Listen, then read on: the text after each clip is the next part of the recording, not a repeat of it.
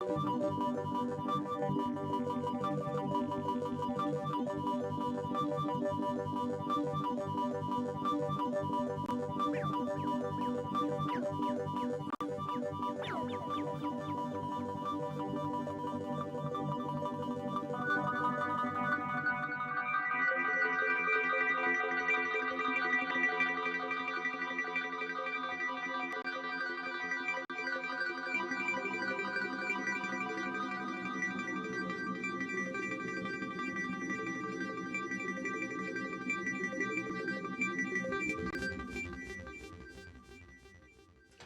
morning, everybody. Good afternoon, depending on where you are in the world. We've had 720 people check in for this, our 6th annual Future Security Forum, which is a joint event between New America and Arizona State, and also our co-partners this year, Joint Special Operations University and the Army War College Strategic Studies Institute.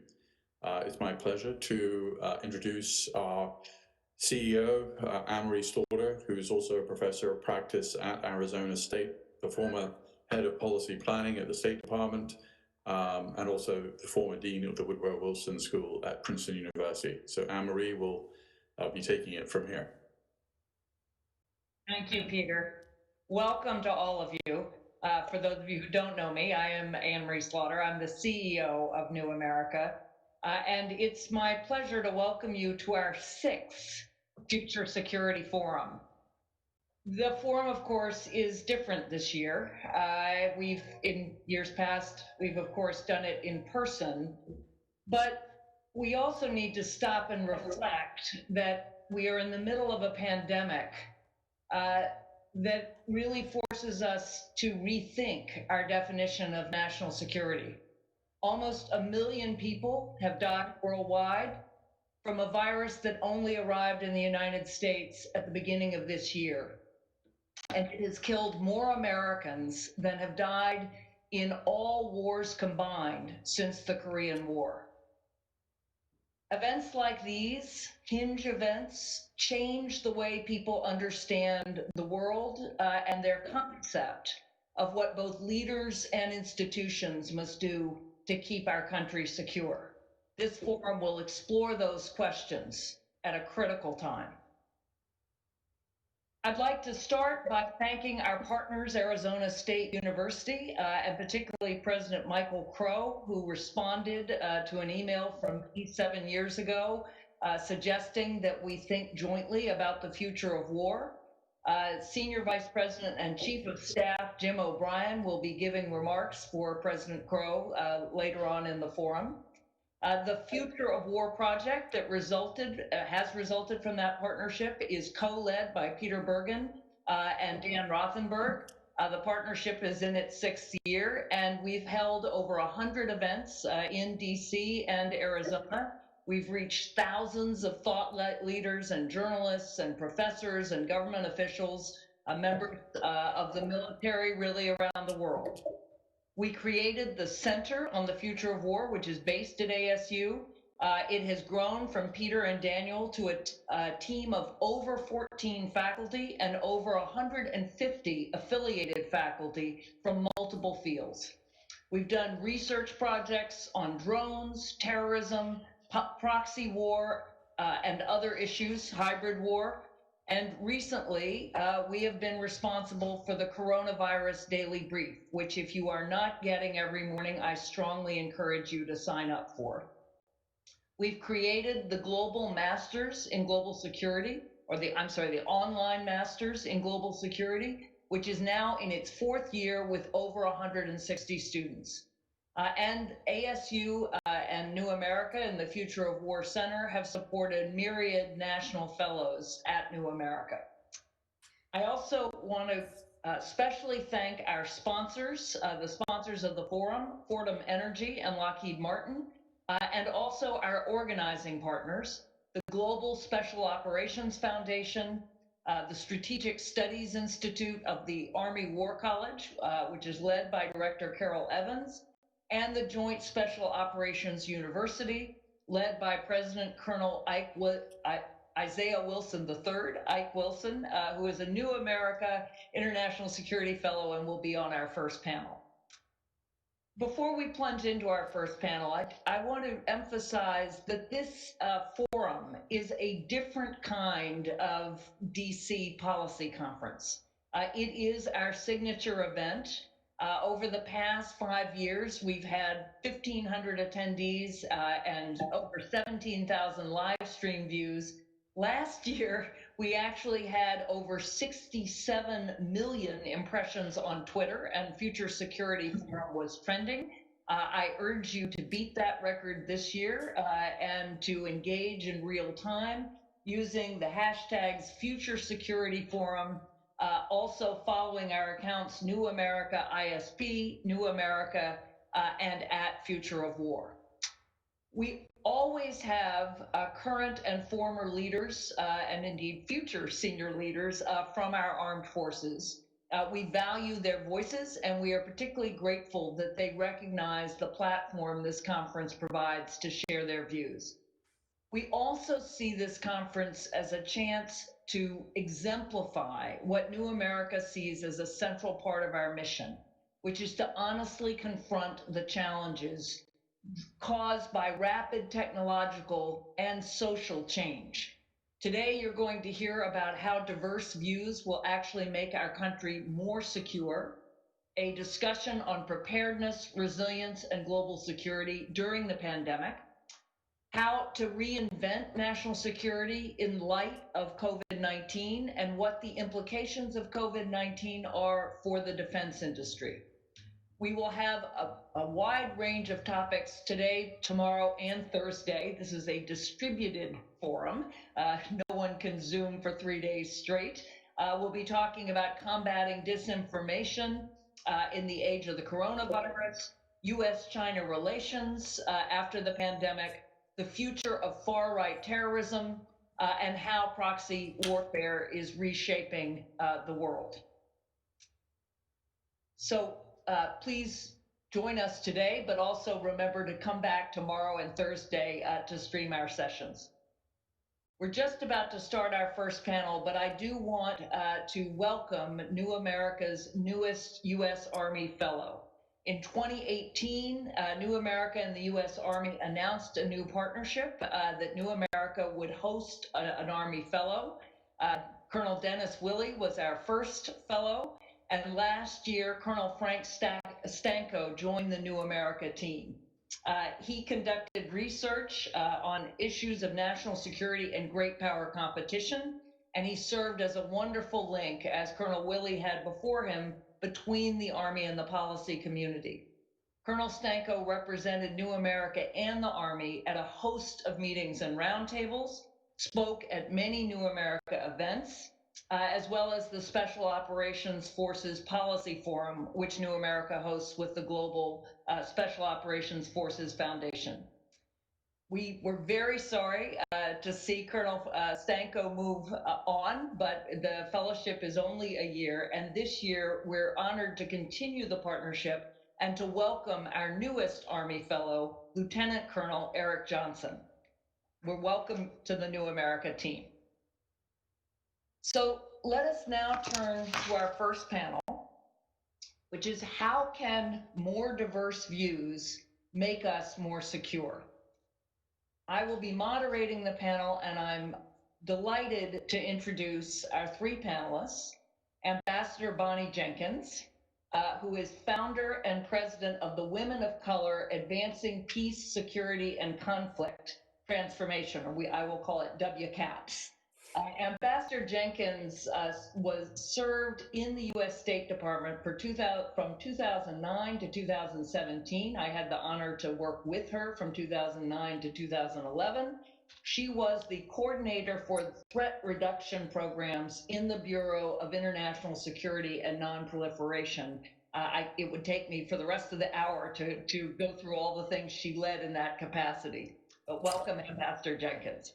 Yep. Our second panelist is Dr. Kimberlyn Leary, who holds many roles. She is currently the Senior Vice President at the Urban Institute. She's former advisor to the White House Council on Women. She's a fellow in the International Security Program with us. And in her home base. She is a professor at Harvard Medical School, and a faculty affiliate at the program of negotiation at Harvard University, Harvard Law School. And finally, our third panelist is Colonel retired Isaiah Wilson III. I will call him Ike, who is the president of the Joint Special Operations University and also a fellow in our international security program. So our panel is about diversity in national security, a subject that is getting a great deal of attention. And in recent months, we have seen a growing number of organizations, not only Women of Color Advancing Peace and Security, WCAPS, but also the Diversity in National Security Network, and many subgroups representing different affiliations of there's out in national security, they're Middle East people of Americans of Middle East descent in national security, many different manifestations of diversity in national security. But the question for our panel is really how we become more secure, more diverse, but even more important, what does that diversity actually mean for our security? So I'm going to direct questions to each of our panelists. I'm going to start with Ambassador Jenkins. Once she's responded, I will ask Colonel Wilson and Dr. Leary to join in to respond, and then I will direct another question to Dr. Leary and then to Colonel Wilson. So Ambassador Jenkins, let me start with you. As we've said, WCAPS means Women of Color Advancing Peace and Security. My question is whether or not we could say that women of color advance peace and security differently than white men or white women. Put another way, if in fact we saw full representation of women of color at national security tables in line with their proportion in the national population, would we expect a change in what's discussed and decided at those tables? Great. Thank you, Anne Marie, and thank you for New America and all the organizers for this event. It's always a great opportunity to have a chance to have these conversations and talk about the importance of diversity. Today is also the 3rd year anniversary of WCAPS, so it's really my honor to be able to do this today on this momentous event for time for my organization. So I think the way to look at this question is from a different angle. Of course, WCAPS was founded on the idea that we need to have more diverse voices in foreign policy, in national security, because the voices are now very much absent, particularly people of color. But I think the way to look at it is that when you have diverse people around the table, what you're going to have is a different perspectives that are going to be there. You're going to have people who have had different experiences in growing up in America and probably in other places as well when you have these different voices. You have people who are at the table who face different challenges when they and have a different subculture in America. So when you have those voices, what you're going to end up having is a discussion and therefore a result that's going to be much more representative, not only of all the people who are going to be impacted by decisions, but the discussions themselves will reflect different viewpoints, because the people in the room have different ideas and experiences when they come into those discussions. And so when you don't have that, you have a discussion and you have a result of discussions that really represent only one piece of the pie. And it's very difficult to understand how you can have results or how you can have decisions that are going to impact people and have them be really as impactful or as successful as they can be if you don't have different viewpoints. And you also don't have people who can say, that's one way of doing it, but let me give you another idea of doing this. And, because you come in there, everybody comes in with with their history, with their culture, with what they've learned, and their own experience in America. So if you don't have that, you're missing that. But if you do have that, your result will naturally be much more enriched. And what that also means, and this is something I also mentioned, I remember we talked about this at another time, is that, what I see in the discussions that I have with my organization, individuals there, is a perspective on the way the world should be, or the way the US should be in the world, which is much more representative than just one viewpoint. So you will have, if we're going to be working in another country, you're not going to have just let's say a much more militaristic view of approaching an issue. It's going to be much more, okay, let's think about other ways of doing it. And I think that from the experiences that I have had in many different settings, the different experiences make a big difference. The different challenges, the different things that people face growing up in America will naturally lead to different discussions and therefore different results. So thank you. And I'm going to ask Ike and Kim if you want to respond, if you add. I will just say that I think you make a very important point that in theory, if color made no difference, color, creed, national origin made no difference in the United States, if we truly had a race-blind society, then you would get people with the same life experiences regardless. But because color and creed and ethnic origin do matter in the United States, whether they should or not, people do have different life experiences. They come from different places. They've experienced discrimination or not, depending on their life.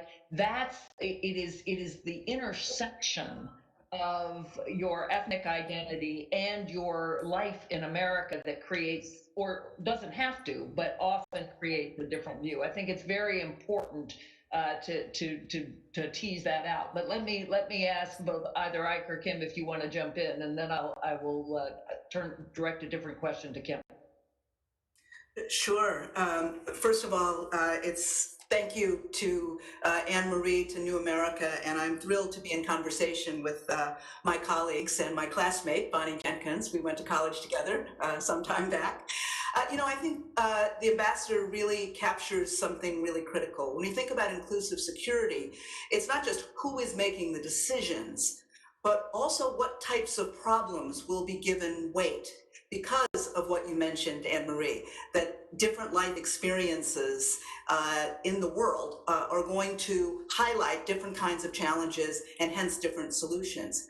And I can't think of a moment in time where this is more the case than right now, as we are dealing with concurrent crises, from a public health crisis that's turned into an economic crisis, it's turned into a long overdue reckoning with race in America, and may well be a democracy crisis as well. Different perspectives give us an understanding, as the ambassador said, of different points of view, and hence may open up different possibilities for solving, or at least making progress on those challenges. Great, thank you. Ike. Hi, Anne-Marie. Again, thank you for the opportunity to be with you today, and my thanks to my colleagues here. I hesitate to call you colleagues. I'm in awe of just the brief introductions that Anne-Marie gave of both of you, but Ambassador Jenkins, Dr. Leary, happy to be with you today. I'd just like to add a couple of things to what both the ambassador and Professor Leary have already put on the table, which I agree with 100%. The first point goes back to Anne-Marie, to your preamble. And really the whole governing purpose of New America, what it does is purposing value proposition, and particularly the Center for the Study of the Future of War, that we don't need anything other than the current perfectly sociopathic enemy of a biological virus pandemic, COVID-19, to show us that perhaps our understandings and framings of what constitutes the domain of peace and war fundamentally have always been narrowcasted far too much, and predominantly to the militarization of in the instrumental practice in the applications of force, a very specific application through military, and even more specific through kinetic action. That's a task. That's not the purpose of war. War being a political objective based on a political object to obtain some relative form of peace as we can come to know it. So I think just by the nature of the compounded threats that Dr. Leary just gave us an explanation of in the points that the ambassador made earlier, these threats today, I hate to give any type of enemy, biological or man-made or whatever, a thank you card, but it's really an eye-opener in terms of what we've been narrowcasting far too long, frankly, since the beginning of our republic. And we can maybe talk a little bit about that later. Part of that expansion of beyond our utility of force in very specific kinetic military terms to a more broad and ecumenical understanding of the purpose of utility of any type of force and all of them combined, we realize that there's no water's edge to anything anymore. There's only a separation from a constructivist almost sense of the way we make it between the local and the grand, between the small and the large conflict and war. And so human security matters across a broad spectrum, well beyond the military. In fact, the military aspects of this should be last considered. We have to begin there. Our values as a nation, both as a member of a community of nations as well as one of its leading powers, our interests, our values are a core interest, and they are inextricably linked with the rest of the world. And so I think COVID is really bringing to light what the United States has been going through with the rest of the world, since maybe the turn of this latest century, in terms of our own Springs movement, and understanding that these, our interests have to be considered and approached as part of the local human security concerns. So traditional senses of national security and defense are human security concerns. When you open that aperture, that puts you right in the realm of what is your bounty of force for power purposes. And I think that really expands well beyond the classic military instrument. And I'll pause there. Thank you. And for those of you listening who might be IR students, I hope you caught the reference to constructivism. Not always that you hear that in the Washington, D.C. Forum, but I hope you caught it. So, Dr. Leary, I want to come back on the issue of sort of how we accomplish not just diversity, but inclusion and equitable participation. Because one of the things many of us who are on an equity journey are coming to understand is the big difference between simply having a certain number of women around the table, of people of color, all the other kinds of diversity, and actually getting to a place where you are hearing and valuing them enough to actually benefit. So you have a background in both psychology and organizational behavior, and in studying negotiations. So from your command of the literature, what works best to ensure genuine diversity of thought and perspective in organizations and on teams? And then if you could talk about how that general knowledge might be specifically applied to national security. Okay, that's a number of questions. Let me do my best here. Let me start first with what we know about leadership. First of all, effective leadership requires a blend of intellectual qualities. The ones that we think of most often are analytic and strategic capacity. But increasingly, we recognize that effective leaders also have good, what we now call non-cognitive skills, things like self-awareness, empathy, humility. And what's interesting is that when studies have been done, say, of people in existing leadership roles, and there's a significant study that was done in 2012 by Zenger and Folkman, they studied 7,300 leaders who were rated by their peers, by their supervisors, by their direct reports. And women leaders scored highest in 12 of those 16 skills. But when we zoom out and look at least our Fortune 100 and 500 companies, only a maximum of about 8% of those leaders are female CEOs. So a disconnect exists between what we say we want in leaders and what we actually value. And I think that's important to just keep in mind. But when we think about what works best, we there are a number of studies for now a number of years that really give us some pretty clear pathways. The first is sponsoring leadership. That leadership is a set of activities, it's not just the title. And for people to be able to take on those titles, they need to be not only actively encouraged, but to be sponsored, to be in the room where things are happening, or on the Zoom calls where things are discussed. We also know that there's a lot of bias, implicit attitudes that govern organizational life. These are not planful actions that people take. It's in the way your HR system is organized. It's in how you interview people for promotions and so forth. And so if we can, with an understanding that those challenges are there, we can actually architect equity. And finally, given what we know in all organizations, including the military, that harassment is a challenge. And so anti-harassment policies need to be clear. Let me just say a little bit about what architecting for equity looks like, because it can involve large-scale changes, but also changes that can be made anytime, including around a seminar table or any kind of organizational meeting. The big picture ones are, how do you bring people into your organization?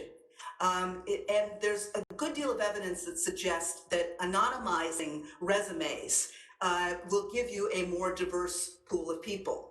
My colleague Iris Bonnet from the Kennedy School at Harvard has a lot of research that suggests that when candidates for jobs are considered in groups, you get more equitable outcomes as opposed to one at a time.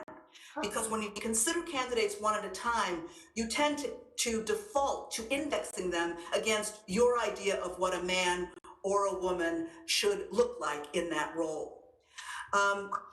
When we also talk about what we can do, we can aspire to paycheck equity and really encourage parental leave for both men and women. But this is where another dimension of what the ambassador said, I think, is really critical. It's not enough just to look at gender. We also have to look at the intersection of race and gender. And here is something that may surprise you, perhaps not, but when we look at the typical negotiation tactics that allow people to have higher salaries, when men engage in those tactics, it's what's expected. When women do so, they may be violating an expectation about gender. And when women of color engage in those same tactics, they are branded as a quote unquote angry Black woman and lose their capacity for persuasion in that encounter. So being aware of all of this is absolutely critical, and having targets and changes that you can index your organization against, also critical. And more specifically, around making sure that in any conversation that we do hear those diverse voices, the person who is moderating that meeting has to be sure to include them, not for it just to be whoever can get their voice in the conversation first, but to make sure that you create time for divergent conversations. Let's see what we think that's distinct about this issue, as well as where we all agree. That's great. Thank you. I'm going to ask Bonnie, I'll turn to you if you have reactions, and I'll come back to Ike. I will just say that even as somebody who knows this literature, as a CEO, I have found myself in situations conscious that that is my deep bias. In other words, when a man is pushing versus when a woman is pushing, and finding it harder to say no to a man than to say to a woman. In other words, even if you are completely well-intentioned, these are really deep biases, right? They are we are absorbing them from the moment we're born, and you have to consciously push against them. Even if you think, oh, of course I wouldn't do this, you know, I'm a woman, I've pushed myself, I've been on the other end of that. So I think this notion of architecting it into the structure of your system rather than relying even on well-intentioned people is so important. So Ambassador Jenkins. I'm moving back and forth between titles and first names. You'll just have to. Yes, Bonnie's fine. Don't worry about it. Yes, I mean, both what Dr. Leary and what you have been saying makes a lot of sense, and what I have been thinking through a lot. First of all, the idea, the understanding that we are all part. I talked about this. We're all part of the culture which we brought up in, and so a lot of the things that require change, as you said. Requires conscious thinking of first of all, and for me the big word is awareness. I mean, you have to actually be aware of the situation and aware of thinking about a situation. I mean, um, there was a good friend of both Kim's and I's from college who once told me a long time ago about racism and discrimination, and something that I carry with me everywhere, which is, don't carry someone else's burden. Don't carry somebody else's issues. And when you're in a room and you're the diverse person or one of a few diverse people, and we know that if you have a large room, being one person is not enough. You need to have more than one person to expect, oh, now we have one person, so now we're diverse. Yeah, you may have one person, but that doesn't, one, it doesn't really make it diverse, and it doesn't, two, necessarily lead to a diversity in conversation. Because there are other things that go on, which I'll talk about very briefly. But, feeling as if, oh, there's, everyone knows about the imposter syndrome, and there's the idea of, feeling like I don't belong here, or why am I here? I'm not as good enough.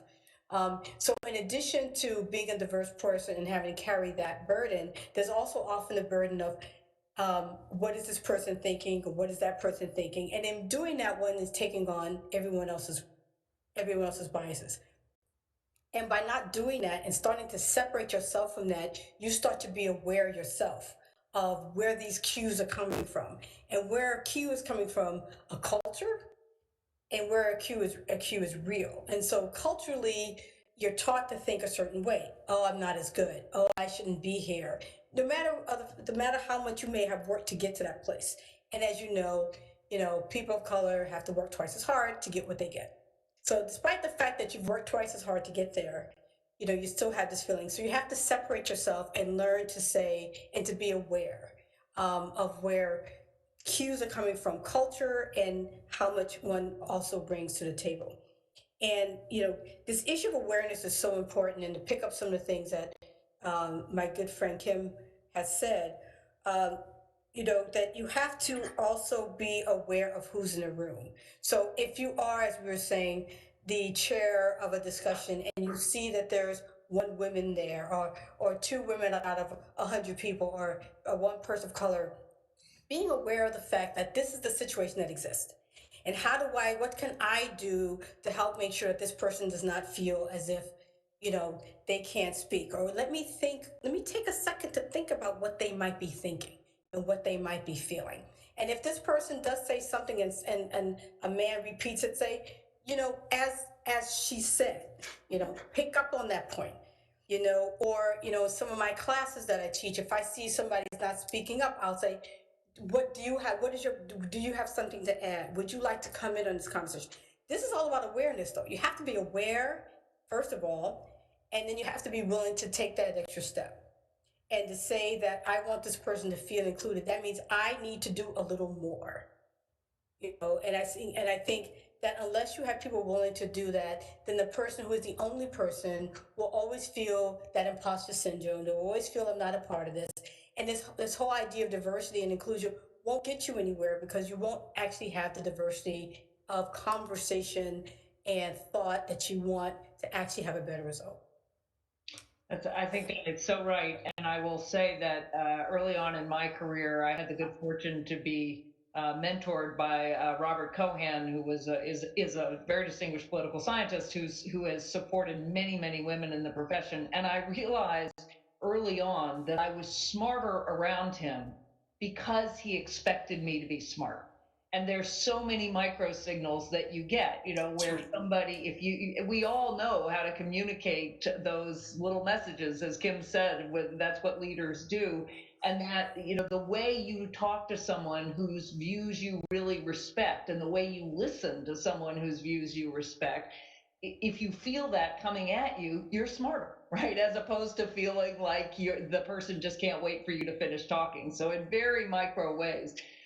So I'll ask you to respond, but I'll ask you specifically, given your position as president of the College for Special Forces, to talk about how you hope to increase diversity there, or more broadly, you're obviously not in charge of all the special forces, but the special forces are a part of the military that are relatively less diverse, just like the upper echelons of the leadership, the 3- and 4-star generals.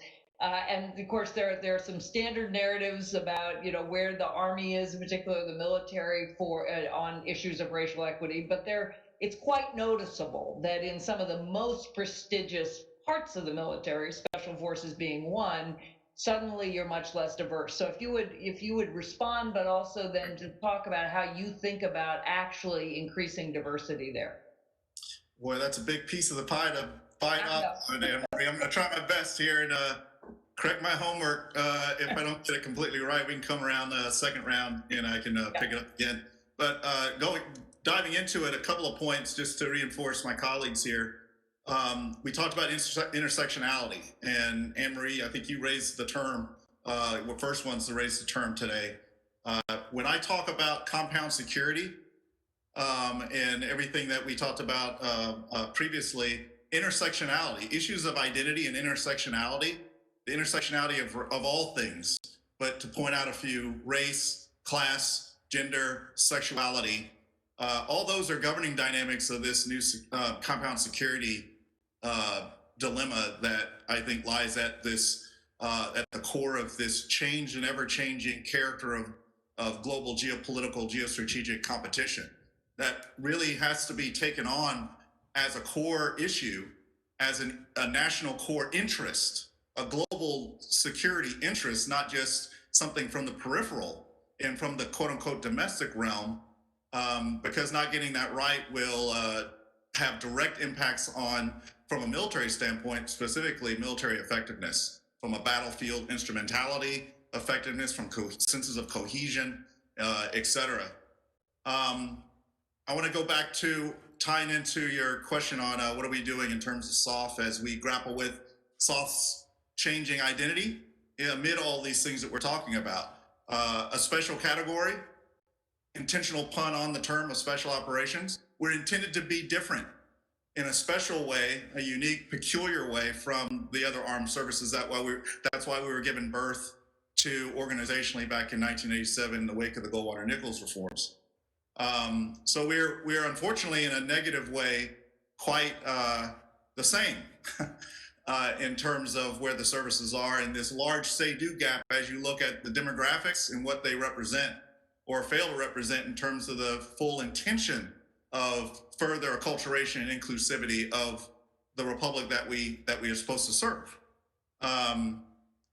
All those are about say-do gaps. I want to go back to Dr. Leary's point on leadership. And so it starts at the top, it ends, and all of us are leaders. And whether we're talking about individually being an upstander, what can individually we be to be better upstanders and not bystanders, and making our environment, even to ourself, in close proximity to self, more inclusive in an intersectionality standpoint. Things that you can practically do to establish that climate. Ambassador Jenkins spelled out one particularly so.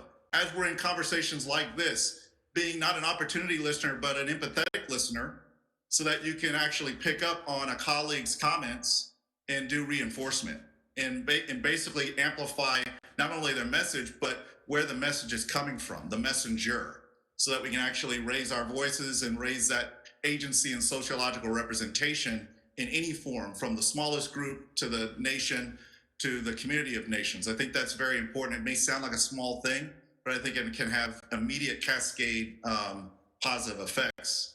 Dr. Leary mentioned architecting in for equity, and that's exactly what we're talking about here. What are the things we're doing DoD-wide in specifically to SOF under our current CG's leadership is trying to anonymize some of the things in terms of selection in accessions criteria into the force, and particularly into the SOF community and the SOF force. My words, I would put it this way: do everything we can to remove the equivalents of poll taxes that are not truly mission essential to accession and selection. One of the things the DoD is doing that I'm frankly very proud of right now is we are getting rid of the photo from the officer record briefs, as the Army calls them, and the equivalent across the different armed services, from promotion boards for consideration. Now, on the other side of that, I think that's a really positive trend in a positive direction. On the other side, I think unfortunately, our republic has not matured yet to the point, frankly, to where sociological look like me matters still matter. Part of the reason why I believe one of the attributes I bring to special operations community, and particularly to its education forums, SOF's University, is that I'm a Black man who is a member of the profession of arms, SOF for life, and soldier for life. Because I think it's important that we're still at a place where it's very important to get to that eventual mature stage of representation of agency, trustee-based. You don't have to look like me, come from my same background, because I know you're an empathetic leader and listener, and that you're going to follow this foundational tenet of being a part of a republic that's all about majority rule, but a constant respect and a voice and a hearing of minority rights. Until we get there, it's going to matter to have some sociological representation at the right places through the full life cycle, particularly in our professions that we represent here today. If not for anything, to get information out on opportunities like unique, different lifelong career in special operations, and also to establish the right kind of mentoring channels. I put on the table, and I'll pause here, I'll end here. I think mentoring is a major place that we have to look at. It's something that the military professions take very seriously. I think we need to go the next step and encourage, if not incentivize, maybe even through some compellence, some not like, different than myself type of expectations of senior leaders in going their part of the journey towards establishing different kinds of mentoring relationships, both from an agency and, most importantly, at the time we're at now in our republic, sociological based mentorship channels. That's how information and awareness is built. And I'll pause there. Thanks. Thank you. And we have 10 more minutes, so I'm turning it to the audience as well. Please send in your questions, and I will. Somebody is collecting them, and I will do my best to ask them. I'm really fascinated by the idea of anonymizing and taking pictures off of special forces applications, and I'm thinking to myself of the number of little girls I know who have completely androgynous names. I mean, there's just no way you can tell gender from the name, and thinking, so if you don't have a picture and you have a name like Jordan, that could be either, who knows what the special forces of the future will look like. And of course, as you say, making sure that the tests are actually necessary to the mission rather than being traditional. That's quite exciting. That's right. And Amory, I would just say it's not only special operations that's anonymizing those record briefs for promotion. It's across the entire DoD from the Secretariat. That's wonderful. So we have a question here to Ambassador Jenkins from Sam Dagger, who says, based on your experience overseas, how did your foreign interlocutors react in different regions of the world to diversity, more specifically dealing with a Black U.S. official, I'd say a Black woman, and particularly, Bonnie, because you were dealing with nuclear threat, which is not an area where that is particularly diverse. Great, thank you for that question.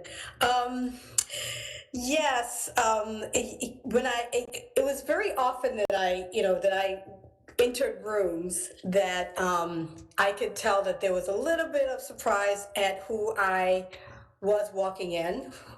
Um, I will say that most people, when I had meetings as an ambassador, they kind of read up beforehand, so they knew who I was and what I looked like. So when I walked in the room, it wasn't a complete surprise. Um, but it certainly was different because talking about being the only person in the room, that was very often the case. Being at the rank of an ambassador, I think that it made it a little more difficult for people who may have had issues to express them. Um, but it was certainly many times when I was, that I did get the sense that, wow, this is something a little different. I think that that's why we should have more people of color who are ambassadors and leading delegations, because I think it would be nice when there was a time when that was not a surprise, and it wasn't like, oh my goodness.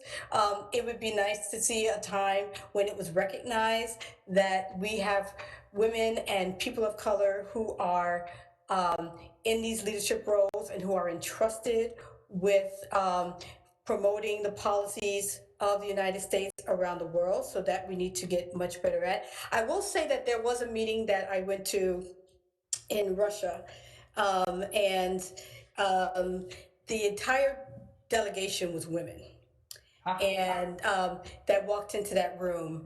And the first reaction that we got was, wow, it's a delegation of all women. And we had said before we walked into the room, we said, this is going to be interesting, because it was an issue on weapons of mass destruction. It wasn't just on nuclear, it was on chemical and biological weapons as well.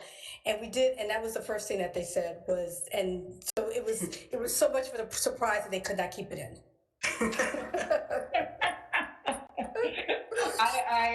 I led a tech delegation, an all women's tech delegation to Sierra Leone and Liberia right after I left the State Department, and it was the same thing. It was tech, right? And so lots of people were not expecting us, and to me, that's when I often feel proudest of the United States. I remember being in Beijing at the World Exposition in 2010, and there were a number of young African Americans who were speaking fluent Chinese, and you could have bowled some of our Chinese interlocutors over with a feather. They just couldn't quite get their mind around it. And for me, that was a moment of great pride.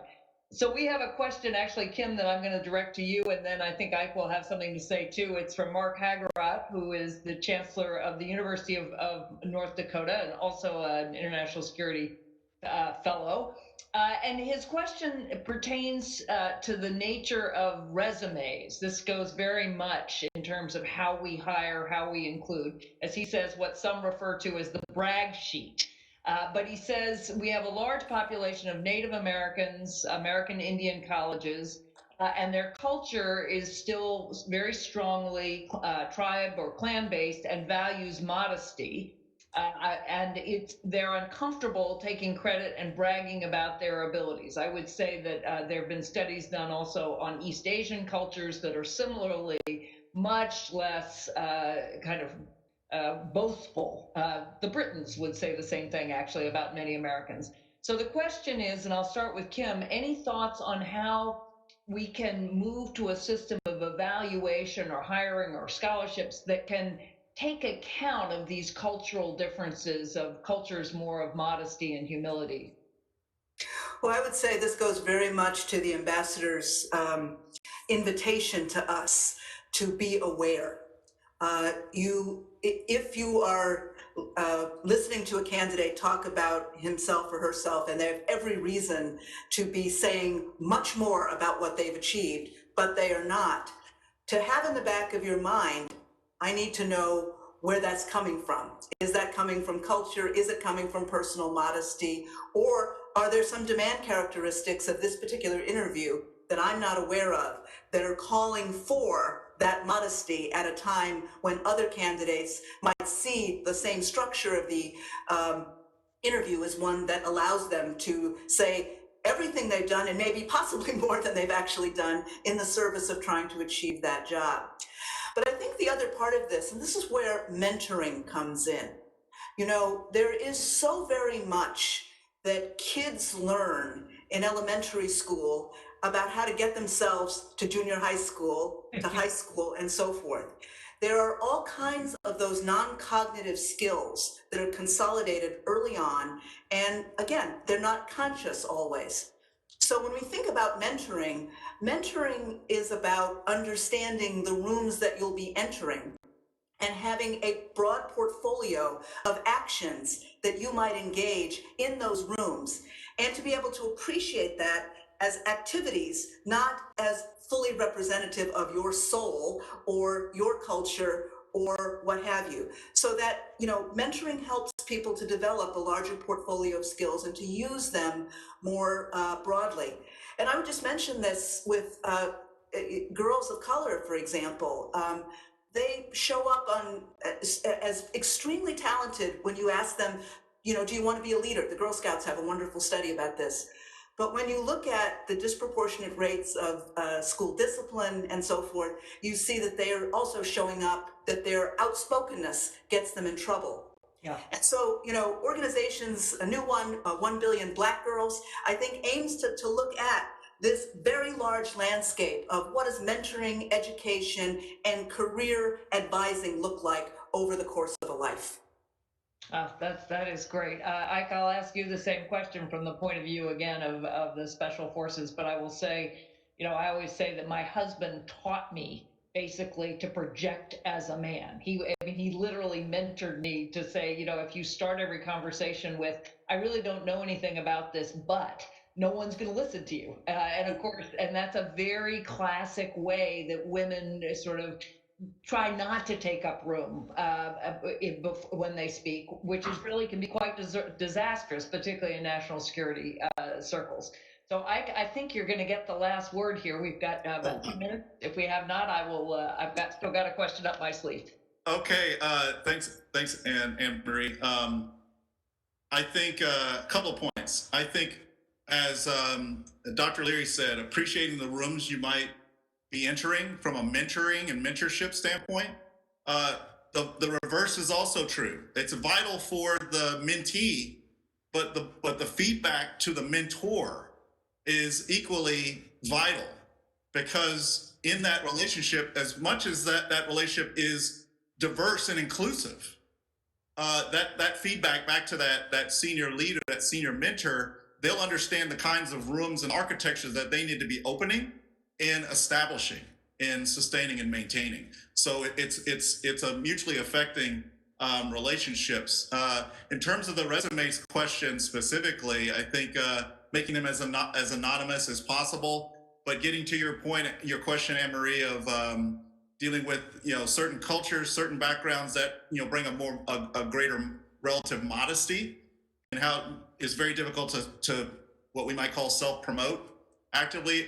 Broadly speaking, the military, as we transition out of the military, we have that challenge in a broad sense because of the dominant profession of arms, relatively speaking, of quiet professionalism, and we just are not accustomed to even using the word I or me. So that's a compounded factor when you look at the military services, and I think it's even further compounded when you look at special operations, whose moniker since the colonial period has been the quiet professionals. The challenge there for leaders is it's intersectionality. So therefore, the conjunction by which you lead and set these architectures of equity it has to be the right conjunction. It's not an or conjunction. It's not a single discrete indicator approach. It has to be an and. And so the resume alone is not good enough. And so setting up resume review as part of a process ranging from small group interviews or indirect interviews of people who know, establishing your hiring and selection searches in ways that are focused on telling stories. Tell me a story in behavior-based questioning. These are the types of very practical techniques that have to be made. Anne-Marie, forgive me, but I rarely do this, but I'm going to recommend the book because, you know, tying this back to the national security and defense context. Our great friend, Dr. Jason Lyle at Dartmouth College, has just written and released a great book on divided armies. In the book, he focuses specifically on the look at military effectiveness and military inequality, and how pre-choices of a state and society in terms of how they consider the in group and the out group has a direct empirical negative impact on use of force outcomes, whether it's military in a traditional sense or well beyond that, as we've been talking about today. So it's an imperative. Interests and values are intersectional. Diversity is not about political correctness. It's about effectiveness. You heard it here. That is the perfect note on which to end. Divided armies, that's a great recommendation.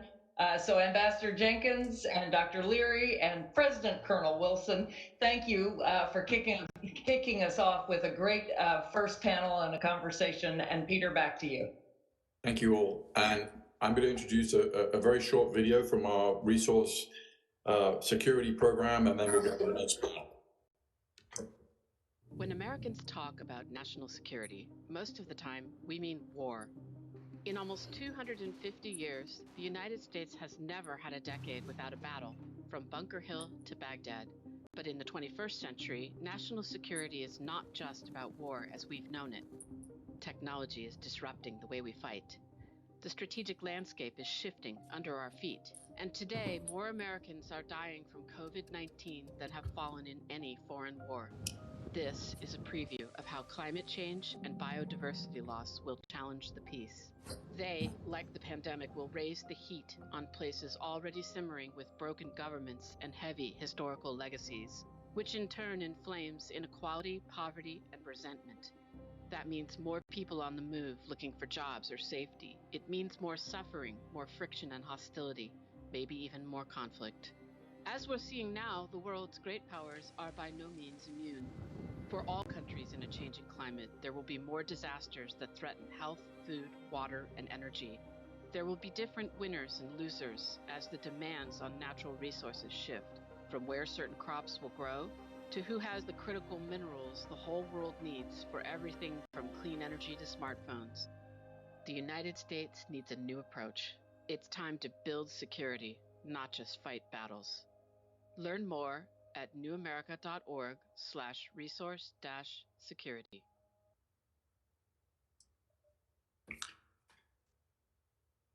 Well, that is a good introduction to this next panel, which is Preparedness, Resilience, and Global Energy Security during the pandemic. The conversation will be led by Sharon Burke, colleague at New America, who runs our resource security program. She's a former Assistant Secretary of Defense for Energy Security, and she will be in conversation with Ardo Ratti, who's a Senior Vice President of Corporate Affairs and Communications at Fortum, who's one of the sponsors of our conference, so thank you for that, sir.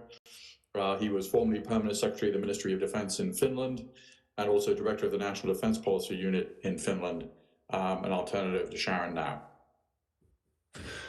Thank you so much, Peter. It is great to be here with this wonderful forum again this year, and especially great to be here with Ardo Ratti, because Arto has a long military career behind him. He rose to the rank of Lieutenant General and was an important leader in the Finnish Defense Ministry, but he also works on energy security.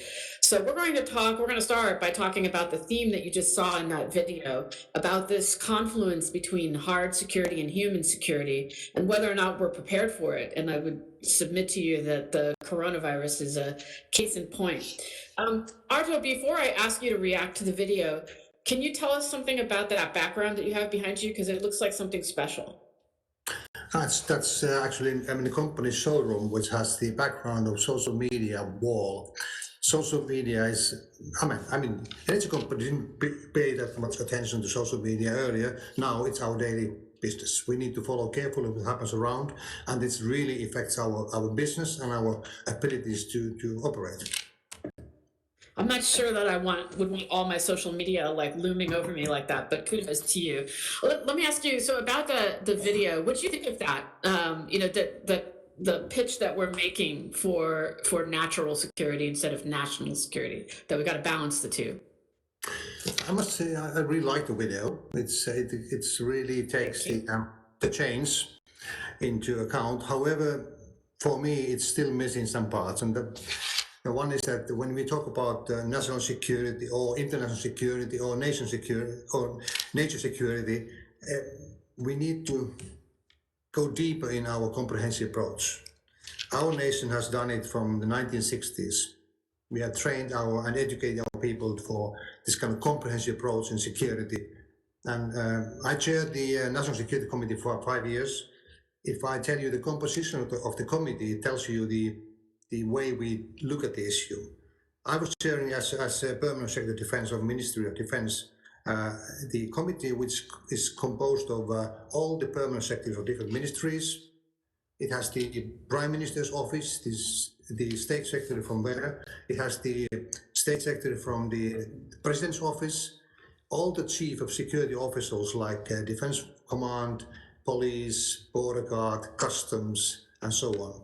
All of them are there. Plus, we have industry, we have NGOs, Security Supply Agency, and so on. So it's really a comprehensive approach to prepare the nation for any kind of crisis. I say that I'm from the military myself. I'm a US Army Ranger also. So I have this kind of feeling of military is a key player. However, it's only one tool in our toolbox. And that has to be understood carefully. Yeah, no, I completely agree with you. And that certainly was the upshot of that video, is that we need to be able to approach security in a different way at this point. So what you're saying is Finland's always done it that way, as a sort of whole of government, as we would say here, comprehensive security solution. Is that fair to say that that's a long-standing approach for your government? Of course, I can say it today like that, but it's not really the truth. In the 1960s, the society was built in a way that we tried to train and educate our people to support the military defense of the country, so that we can take all the powers from the civilian side, all the support to military if the need comes, because we had the history very close to us, and I was still living to big nation in our eastern border, who used to try to attack Finland a couple of times and failed in a way. But in the 80s, I would say 1980s, 1990s, it turned to be more like a total security concept, where we actually moved the military into the military box, and we took all the other players around the table and realized that we cannot handle any crisis in today's world without involving every single actor in the society. And it's not going to happen in one day, so we need to educate people also. So we started the kind of national defense courses where we take the cream of the society, I mean members of parliament and senior officers from ministries, industry, church, universities. They always have a similar kind of composition of people in the course. So we have trained from 1960, 4 courses per year, the major leadership of Finland, from every single sector in 3 weeks course, to understand what the comprehensive security is. And they have played these tabletop exercises, as one being the Prime Minister and President and so on, having these different kind of scenarios. And the scenario has changed from the military scenarios to very much civilian crisis, like COVID-19. And I must say that we survived COVID-19 pretty well. Of course, I must say also that even though we had plans, we had readiness built, it was not 100% success. And one reason is that the Finns have a tendency to create the wheel always again. They don't follow those procedures they have studied and learned earlier. They want to create something new always. This happened also when COVID-19 started. I think that's probably not unique to Finland. I think it's human nature to want to reinvent the wheel. Yeah. But I think that the way that Finland has built a shared sense of security, that's then underscored by the way the leadership acts, the way you train people, all of that. I think that's where the United States needs to go. And we've been there before. In the Cold War, we had a much more integrated civilian military defense, and I think it's where we need to go now. Is that what you think Europeans want to see from the United States? Is that kind of more robust concept of security? Yes, and it's also something we would like to see in the most of European countries. This is not in every country the case. And I would say that one of the issues is civilian preparedness in the society. And most of the nations dismissed their security supply agencies after the Cold War. We did not. We sustained that. And this was the first time during my 40-year career in the military and now 5 years in the civilian side that we actually took our Emergency Powers Act into use and we opened our National Emergency Supply Agency stores. I have never seen this happen in normal times. Now we did it. So I think this kind of preparedness, which goes deep into the roots of society's ability to survive, has to be reinvented in most countries, and hopefully US is doing that also, because crises are different, and it's actually, as from the military thinking, I would say the enemy is already inside. It is. What do you mean by that? It means that you know we are all connected to internet. Cybersecurity is there, and I mean it's not something which is behind your borders; it's inside the country. And we have civilian unrest. We have a lot of issues ongoing, not only in US but around the world. And it's not something you can defend by putting the military to the borders. It is something where you can utilize military capabilities if the military is well trained for that. But they're not something that you can defend by military only. Military is needed, definitely. We need military forces for national security reasons and for international security also. But it's not the only tool. And so you need societal resilience, and that requires more tools in the toolbox. Yeah, I would say one of the issues is that when we took this Emergency Powers Act into the hands of the political leadership and started to, in a way, interfere into individual rights in Finland, in a very democratic country like Nordics are, it was something special. I think that the history, the education, the conscription we still have has affected in a way that every single person in Finland has some kind of personal touch to security. So there was this kind of acceptance for actions by the politicians in Finland. It was much easier to execute those actions than in many other countries where this kind of history has been fading away. Do you think, do Europeans still want to see the United States play that kind of role, you know, bringing our values, our societal resilience to the table? What do you think at this point, given where things are, what do you think Europeans want to see from the United States?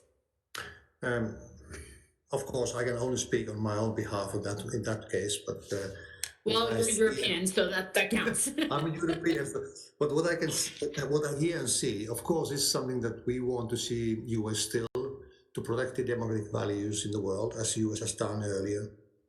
But when it does that, the approach has to be, I would say, somewhat redefined, replanned.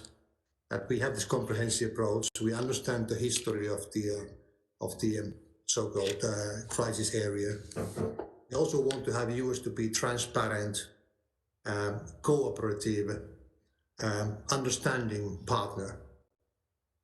And this is quite natural from our side. And of course, lately, some of the issues have not been like that, as we all know. But that's, I have to say, at the same time, Europe has its own problems also. Right. You want to, well, we'll have time to elaborate on that. And I also want to invite the audience to start submitting questions at any time, and we'll take them as our conversation continues. Well, let's talk about some of the problems that Europe is experiencing. What specifically concerns you the most at this point? Of course, for me, as a main phenomena, what concerns is this kind of extremist uprise and nationalistic movements. And since to defend ourselves from the crisis of today and to have a good economical situation in Europe, we need open borders and we need to have good cooperation between countries. Energy is one of the issues. We have been promoting in this company as a market model, energy-only market. Now it seems that in many countries this kind of national thinking is growing, which means that the capacity markets are coming in, which means that every nation is building the extra capacity, not sharing. And I come from the Nordic area where we have this Nord Pool area for energy, where we share the same market area. We sell electricity for minutes or for years ahead, depending on the situation, in one market. So everything is based, our energy security is not based on the capacity we have in our own country. It's based on that one, plus the grid system, plus the transmission system between countries, and the capacity in other countries too. So flexibility is one of the areas there. So I would say this kind of protectionism is one of the key elements I fear. Of course, then we go to Belarus situation and others where we have problems, but that's a different case then. When it comes to Western countries in Europe, this kind of cooperative, non-nationalistic thinking is somewhat fading away, and that scares me. That scares me too, and I think we're seeing a similar phenomenon here in the United States. So it's a global, I think, a global challenge that I hope it's something that our countries can work on together. But you mentioned energy as an area where the Nordic countries for sure are able to cooperate. That's not always, energy security has not always been a unifying theme for Europeans. It's been a somewhat divisive topic over the years. Can we talk, especially now that you've got that unique perspective of having had a military career and now an energy career, can you talk a little bit about that and Germany and Germany's energy footprint and how you look at some of these divisive energy dynamics in the region? Yeah, Fortum as a company, we just acquired 75% of a company called Uniper, which is a big major energy company in Germany and in many other countries too, also in the Nordics and in Russia. And Germany has a challenge at the moment because they are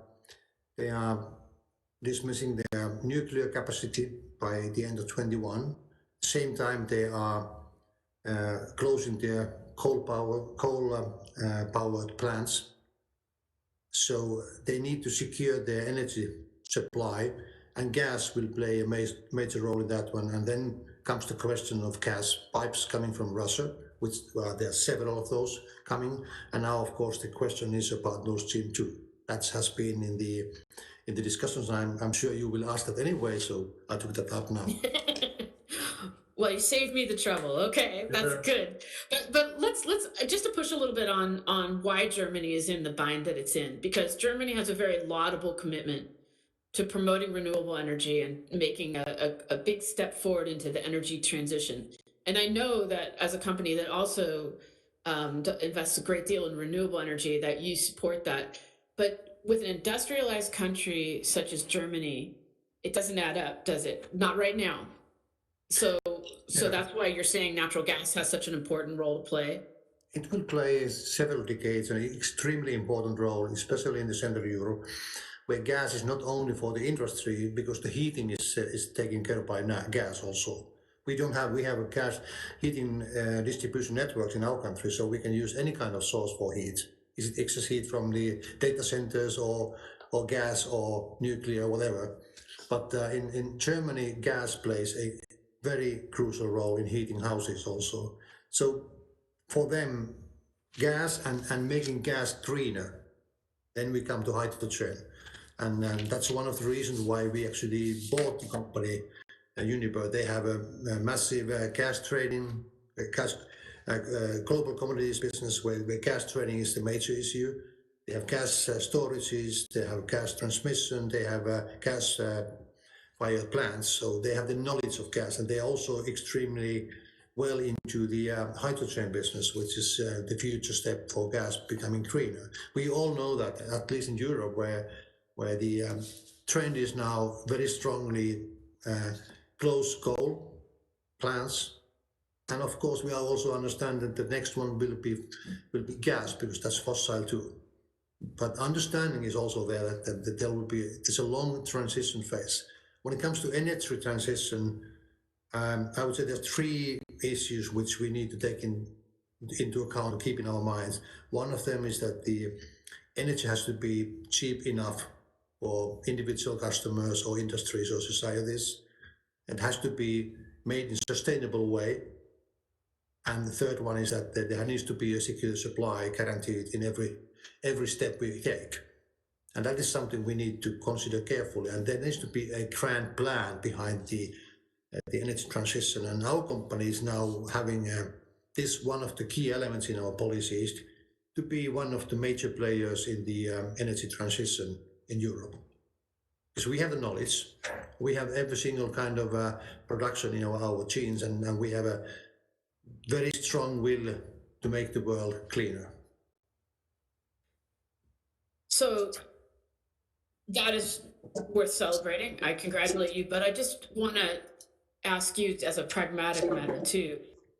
You know, going through a long energy transition that involves a reliance on gas, it's going to be really problematic. And certainly when you look at the trend lines, the global economy is still about 80% dependent on fossil fuels, and global emissions of greenhouse gases have really not declined.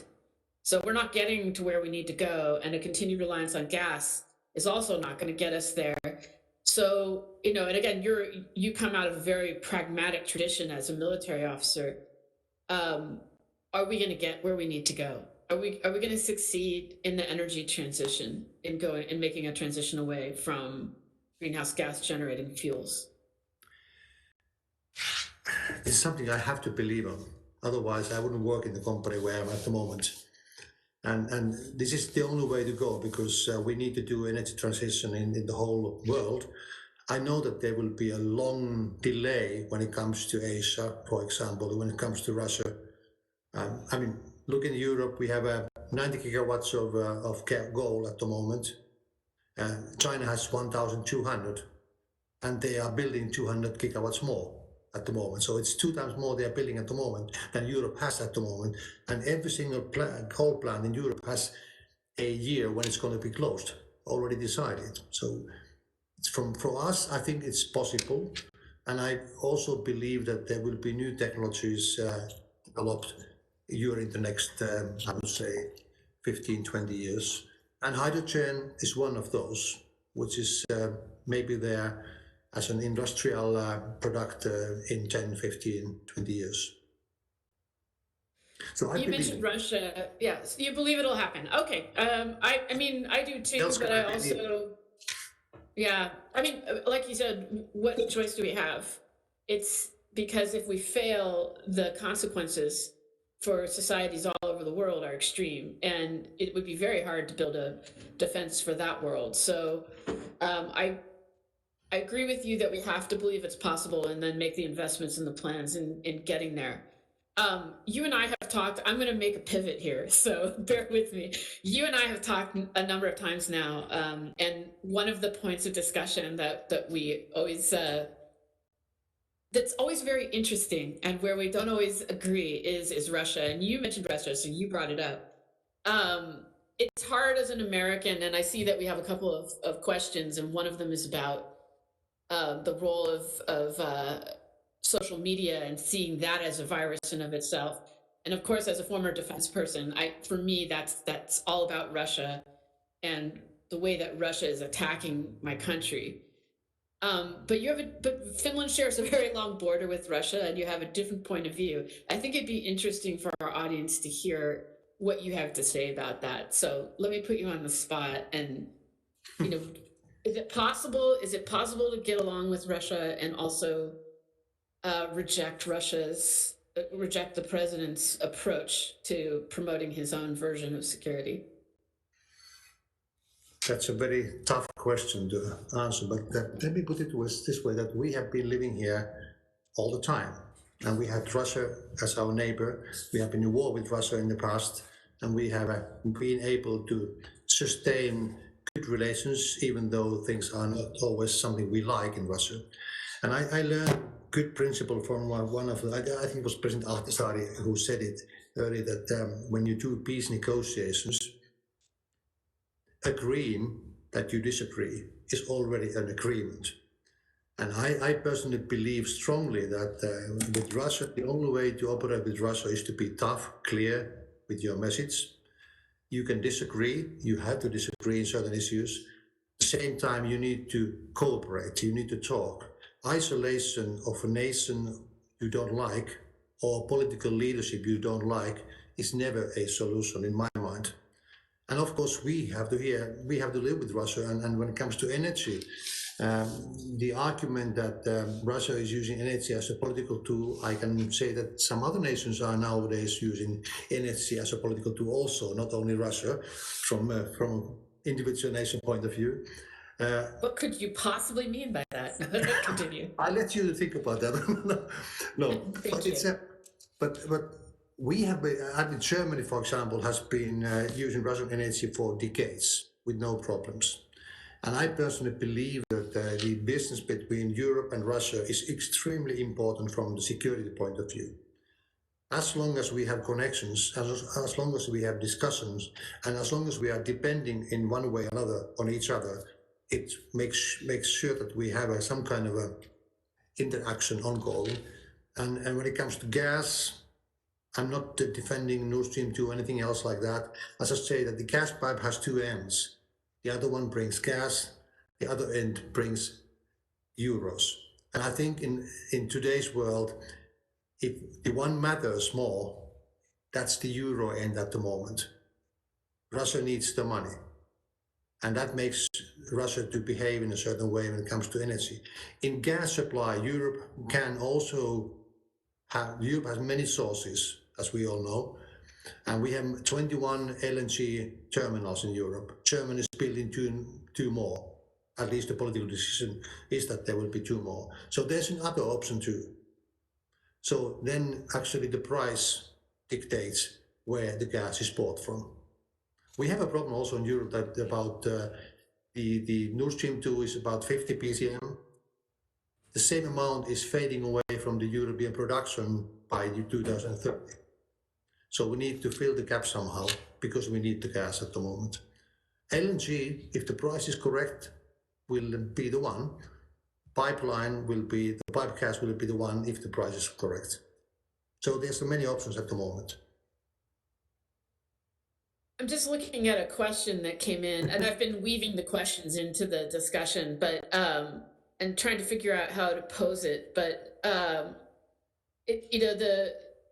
the person who's asking the question is talking about that unbridled technocratic neoliberalism is politically toxic, and how do we transform to an economy that enhances global and national security based on equity and the greater good for all? And I think to some degree you started to answer this question already when you were talking about the energy transition, but bring it all home for us to round out the discussion about, you've said that the rising tide of nationalism, the sort of crumbling commitment to democratic values, the pressure that's coming from places like Russia. Well, I'm saying that, you didn't really say that. The challenges, okay, then we agree on that. The challenges of the energy transition, and of even if we succeed in the right time frame, which we don't have very much time, we have about 12 years, I think, is what the United Nations says. We still have to deal with the consequences that are locked in. So, how do we bring that all together into a more constructive vision? Again, you said before you were optimistic. You still optimistic when you put it together like that with a question like this that's inherently skeptical? Yeah, I'm optimistic when it comes to climate change. I'm optimistic people must realize where we are heading to. That's something people must realize. There's no other option existing. However, I know that there are nations where this will take much longer time than it should take. The only solution is this kind of, it's nice to say, the only solution is a strong political will and cooperation across the borders, because climate change is a fight which cannot be fought inside the country. It has to be fought together. And then technical solutions. US, for example, is full of new ideas of battery technology, SMRs, small and medium-sized, small modular reactors. So these issues like this, when they are into market, and they can change the energy climate. But at the same time, I'm only talking about energy here. That's only 20% of the total emissions. then we need to talk about agriculture, infrastructure, transportation, and so on, industries. So there's a lot to do in that sense, and I think Europe has the possibility, because we have a high ambition level, to show the example to the world in that sense. And I think the European Commission's latest decisions show that we are trying to do that, to be carbon neutral by 2050 and having a 55% reduction by 2035. And that's an aim I also want to support with full heart. Well, I think you see a lot of progress across the United States. We'll be able to join you in that. And I just want to finish on a note too, to say that I understand the question that we got was kind of hostile to technology, but I think innovation is going to be a really important force for change here for the better. And we just have to make sure that we're harnessing it in that way. And I think you've laid out a compelling vision for how the United States and the nations of Europe and Finland in particular can work together for our security interests, and especially if we're defining security more broadly than just as force of arms, but as something that comes from a whole of government, as we would say here. So Arto, I want to thank you very much for the conversation. Every time we talk, I learn something new and a new point of view that I think I need to take on board. And I'm glad that you could share that experience with our audience. Thank you, Sharon. Thank you. Over to you. Okay, thank you. Well, our next panel is Reinventing National Security in the Era of COVID-19, and we have two amazing panelists to help us think through that. Undersecretary Flournoy is, of course, former Undersecretary of Defense for Policy. She was also the managing partner and founder of Stakes Advisors. She's also the former CEO of CNAS. And we also have General Joseph Intel, who ran Central Command and before that Special Operations Command, and now is the CEO of Business Executives for National Security. So let me start with just a sort of broad question for both of you, which is almost 200,000 Americans have died, which is more than the combined total of Americans who died in every war since the Korean War. We had 1 million people die around the world. Obviously, we're sort of in the second or third innings of a fairly long game here. What do we need to think? How do we need to reconceptualize national security, both in terms of maybe the conceptualization, but also money? Because at the end of the day, money is what drives where you put your money is where you're putting your bets, in a sense. And when we have a $700 billion plus defense budget versus CDC getting kind of budget cuts, do we need to kind of rethink about how we're defining the security and how we're spending money on it? Michelle. Thanks, Peter, and thanks for inviting me to join this conversation. I think it's impossible to imagine that after a pandemic like this, with nearly 200,000 Americans dying from this, that we wouldn't have a broader notion of national security that would include our preparedness to deal with transnational threats, not just nation-state threats like a rising China or a hostile Russia, or Iran and North Korea pursuing nuclear weapons, but transnational threats like pandemics, like climate change, like non-proliferation. And I think if you take that broader definition of national security, you do have to look at a wider view. And it raises the question of whether we need to rebalance that toolbox somewhat. I mean, me, I've spent my whole career in defense, bullish on having a strong military that is capable of deterring and preventing conflict. But I also want a really robust state to lead U.S. policy with diplomacy, and a really robust diplomacy idea that can go out and do humanitarian and development work, and really robust other civilian instruments. But I think in the wake of the pandemic, that should also include public health instruments and our support for the WHO, and our ability to take more of a leadership role that we have this time in really leading the world and coalitions of not like-minded states in pandemic response, making sure we do better, much, much, much better next time. General Votel.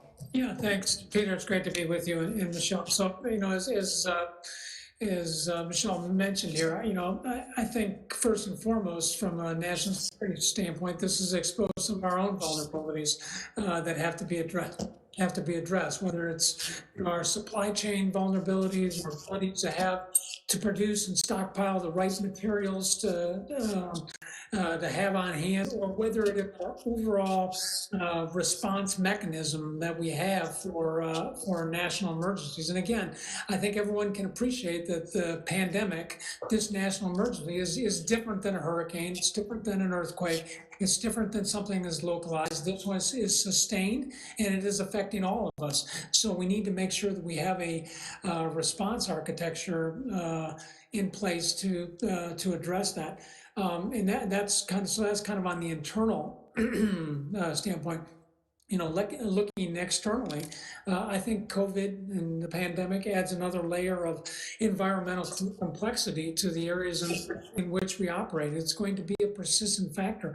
I mean, I think we've already heard service chiefs and others talk about this aspect, the fact that they will have to continue to operate in an environment that is characterized by a persistent virus.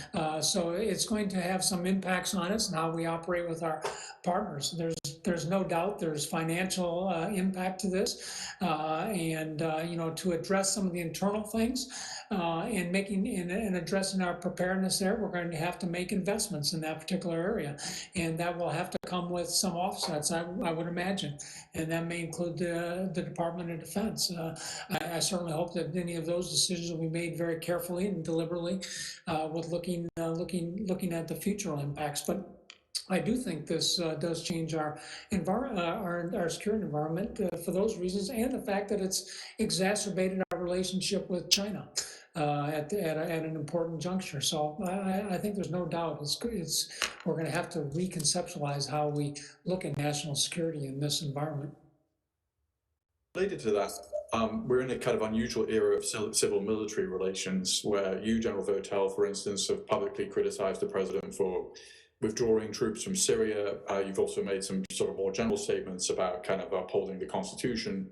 And obviously, you're not alone. A lot of 3-star and 4-star retired, and even some of the active duty have made statements that are either directly criticize the president or at least obliquely say that he's getting something wrong. So, I mean, there's been it's not a law, it's a policy that the senior military retired or should sort of stay out of politics. Are we creating some kind of bad precedents in a sense, or is the time that we're in necessarily that you have to make these kinds of statements? So when I say you, I mean I'm talking about there are dozens of retired 3-stars and 4-stars who've made various kinds of statements in the recent years. Well, yeah, I think it's a very fair and good question. First off, I don't think there's a rupture in civilian-military relationships. I do think that the current environment of polarity, the lack of belief and understanding and support for the institutions which have undergirded our democracy for a long time have perhaps brought this to the forefront and put it in some level of tension. But I don't think there's a rupture in place, and I certainly have written on topics that that I thought were important to me.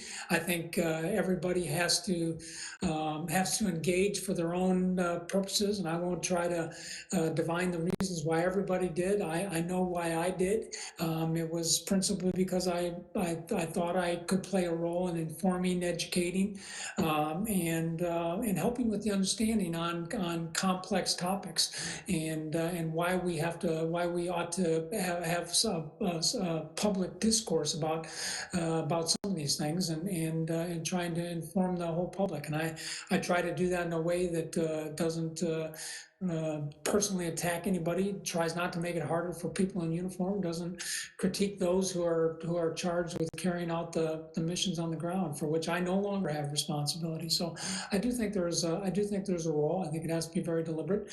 I think you have to have your own rules in place for how you do it. Secretary, how do you come down on that?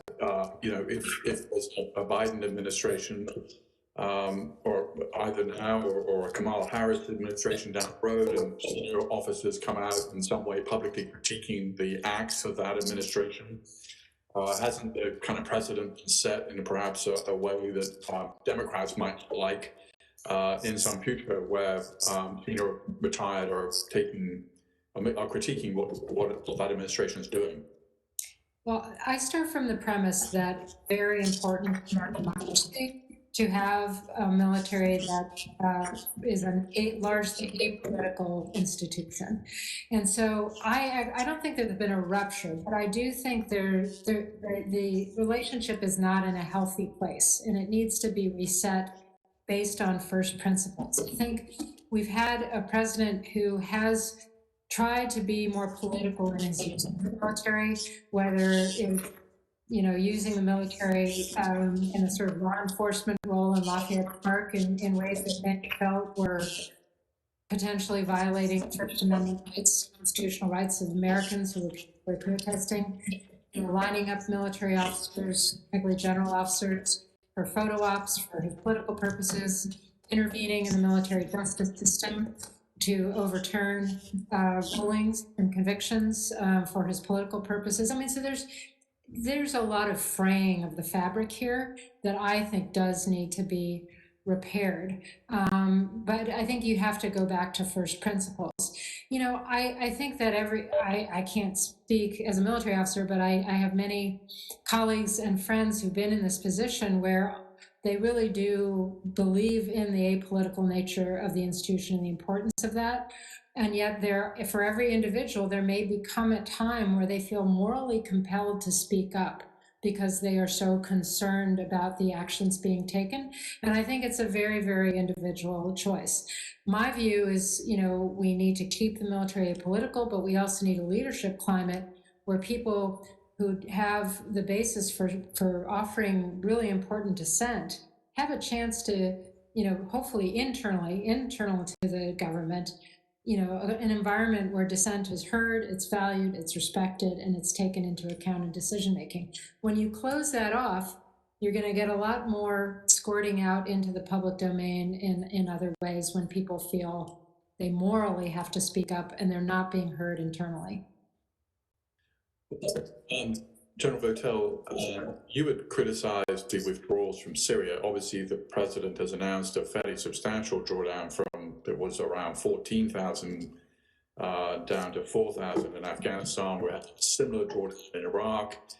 Are these drawdowns wise, and are they somewhat reminiscent, Secretary Flournoy, of decisions that the Obama administration made at the end of the second term, towards the end of the second term of the Obama administration in Afghanistan, and the end of 2011 and during the Obama administration in Iraq? So maybe start with you, Jennifer Till, and then Secretary Flournoy. Sure. So, I think what you've heard over a long period of time, certainly, I mentioned this when I was in uniform serving, that, reductions in force and change in force posture and locations ought to be driven by the conditions on the ground, and those conditions that are contributing to the strategic objectives that we are trying to achieve.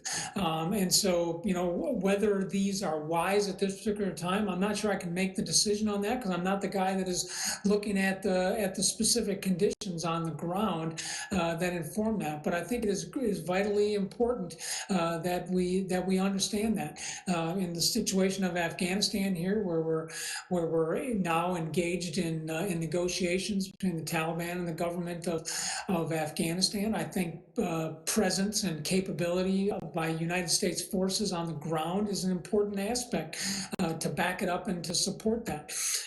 Looking at Iraq, the majority of the campaign to certainly to liberate the caliphate has been complete, and we are continuing to work with our Iraqi partners in addressing the remnant threats of ISIS that remain in the area. And again, I think we have to always look at what the force posture is and what's needed to do that. But it has to be driven by the conditions that are trying to be created to support the objectives that we have on the ground. So that will be the determination of whether we have made a wise choice or not. And in this particular area, I think we've seen indications in the past that when we withdraw quickly, when we withdraw completely without a plan to sustain things, then we have a tendency to run into problems. So we have to be very, very deliberate. Michelle? Yes, I would just add, I agree that I think where you get into trouble is precipitous unilateral withdrawals without consultation, without assessment of the associated risks and some risk mitigation planning. I think that's what we saw in Syria, and that's why you got such a strong response from people, especially because, when you fight, when you have allies that are literally fighting and dying alongside you in the battlefield, surprising, kind of dumping them without notice, without consultation, without a plan, is not only something that's very damaging to that alliance, but it's damaging to every alliance. It makes every ally who relies on the United States question whether they can rely on the United States. And that's really potentially very damaging to our credibility. I think in Iraq, at this point, I'm like General Votel, I'm out of government, I haven't seen the analysis, but it seems to me that if we're consulting closely with our Iraqi partners and the coalition, that it's possible to manage some degree of drawdown while supporting the security assistance and cooperation mission of continuing to advise, assist, train, equip the Iraqi forces there. And, that seems like a reasonable effort to me. On the Afghan side, I think that, we have a similar goal in mind to transition to to a security cooperation assistance kind of model. But there, I think we're at a more delicate moment. General Votel noted the negotiations. This is the first time there's really been a sit down between the Taliban and the Afghan government and broader Afghan society. We need to make sure to support this and give it a chance to work. And I think if the U.S. were to withdraw unilaterally or precipitously, we could actually undercut the negotiations, and particularly the leverage of the Afghan government and Afghan civil society at the table. So I think we have to be very careful, we have to be conditions-based, and we have to be mindful of how our troop posture interplays with the dynamics and potential success of the negotiations. Well, on the negotiations, I mean, to both of you, starting with General Votel, of course, had responsibility as commander for Central Command for Afghanistan. Is it how much faith do you put in the Taliban's kind of the view that they will disassociate themselves with terrorist organizations, of which there are supposedly 20 in the ACPAC region, that they really will have a different policy on women, that they really have a plan other than just simply to take over as much of the country as possible? Do you think that, and is there other splits that exist between the people negotiating in Doha and people on the ground, that ultimately those splits may, kind of really impact any kind of potential deal? Well, yeah, I mean, I don't hold any illusions that this is going to be an easy process, and there won't be some backtracking, and there won't be disappointments along the way. I mean, I think this whole process that we've watched play out, really for the last several years now, since since President Trump announced his strategy and his focus on bringing this to reconciliation between the Taliban and the government of Afghanistan. And so we've seen how hard this has been to get to this particular point. But we're here, and along the way that has taken discussions, and it's taken some level of accommodation on both sides to get to this particular point. With regard to the Taliban, I mean,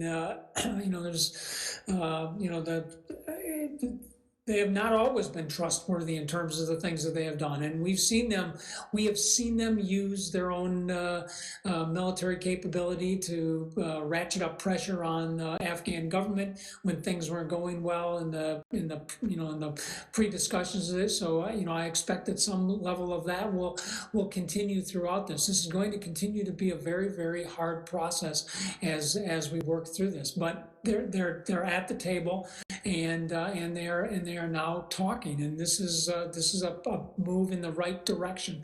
And as Michelle said, this is why it is so important at this point for us to stay engaged in this process. This has been the object of what we've been focused on for the last couple of years. Now we need to stay with it and help shepherd it along with our allies to through the process, as difficult as it is going to be. And we need to be prepared to respond to pressure with pressure on this, and we do that by maintaining capabilities in our own forces on the ground, I think. Yeah, I would just add, I think both sides have realized that they cannot fully achieve their objectives on the battlefield. And I think that's one of the primary reasons why they're both at the table. I think both understand that if the talks break down, the most likely, and if they lost the support of the international community, it's sort of condemning themselves and their country to years more of civil war. So I think even the Taliban understands that the only way Afghanistan goes forward is with the support of the international community, is including investment and development support. And so, that argues for some kind of compromise. Now, whether they can get there, I don't know. My own view is, if you look at historical cases, you got to give this some time. This is really complex. This is not going to happen in a week or maybe even a year. And I just hope that the international community has the staying power to hang in there, to use the leverage we have, as General mentioned, but to not get frustrated in a month's time and say, forget it, we're done. Because then I think we would make, would be an unfortunate set of decisions and outcomes that would follow from that. Secretary Flournoy, when historians write the history of the Trump sort of national security foreign policy, will they say that the Trump team largely got the kind of China threat, they kind of scoped it appropriately, even if the tactics weren't always correct? I think there's actually now a fair amount of bipartisan consensus on the nature of challenge with China, that this is a multidimensional competition, economic, technological, security, even ideological or political.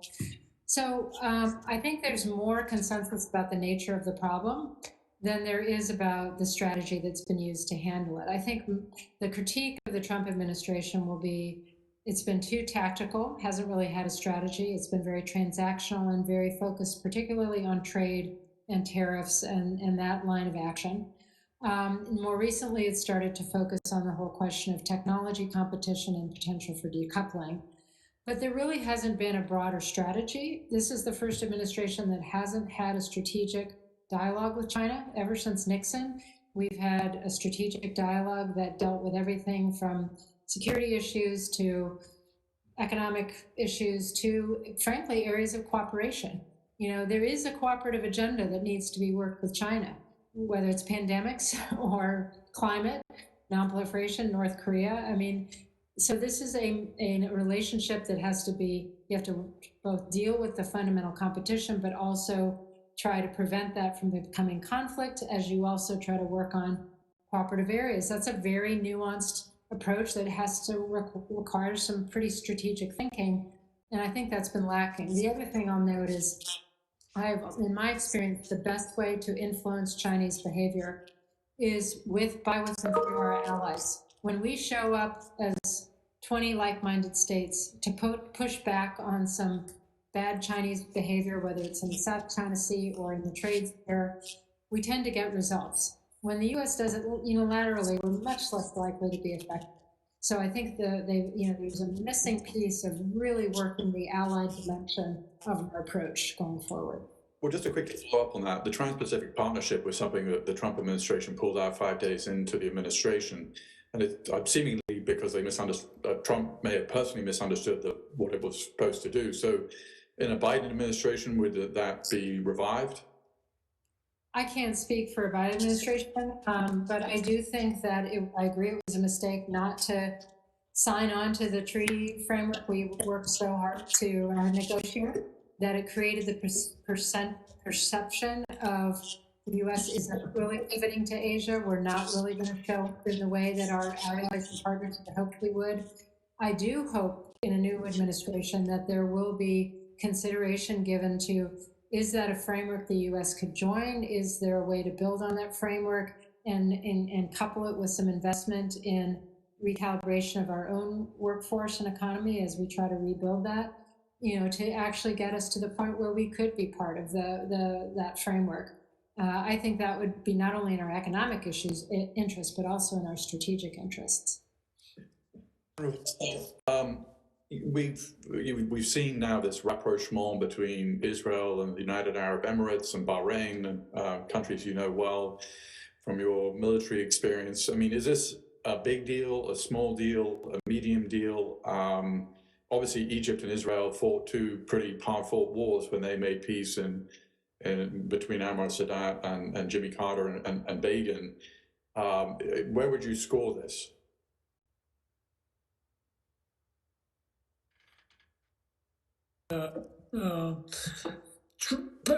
Driver for change in the region. I think it is important. Maybe it's somewhere between medium and really high in terms of this. I mean, these were countries that were in conflict, but they were. I think the idea of Israel and Arab countries normalizing relationships, I think, is an opportunity for the region, and regardless of whether they've had some level of contact going on for a number of years, to do it public, I think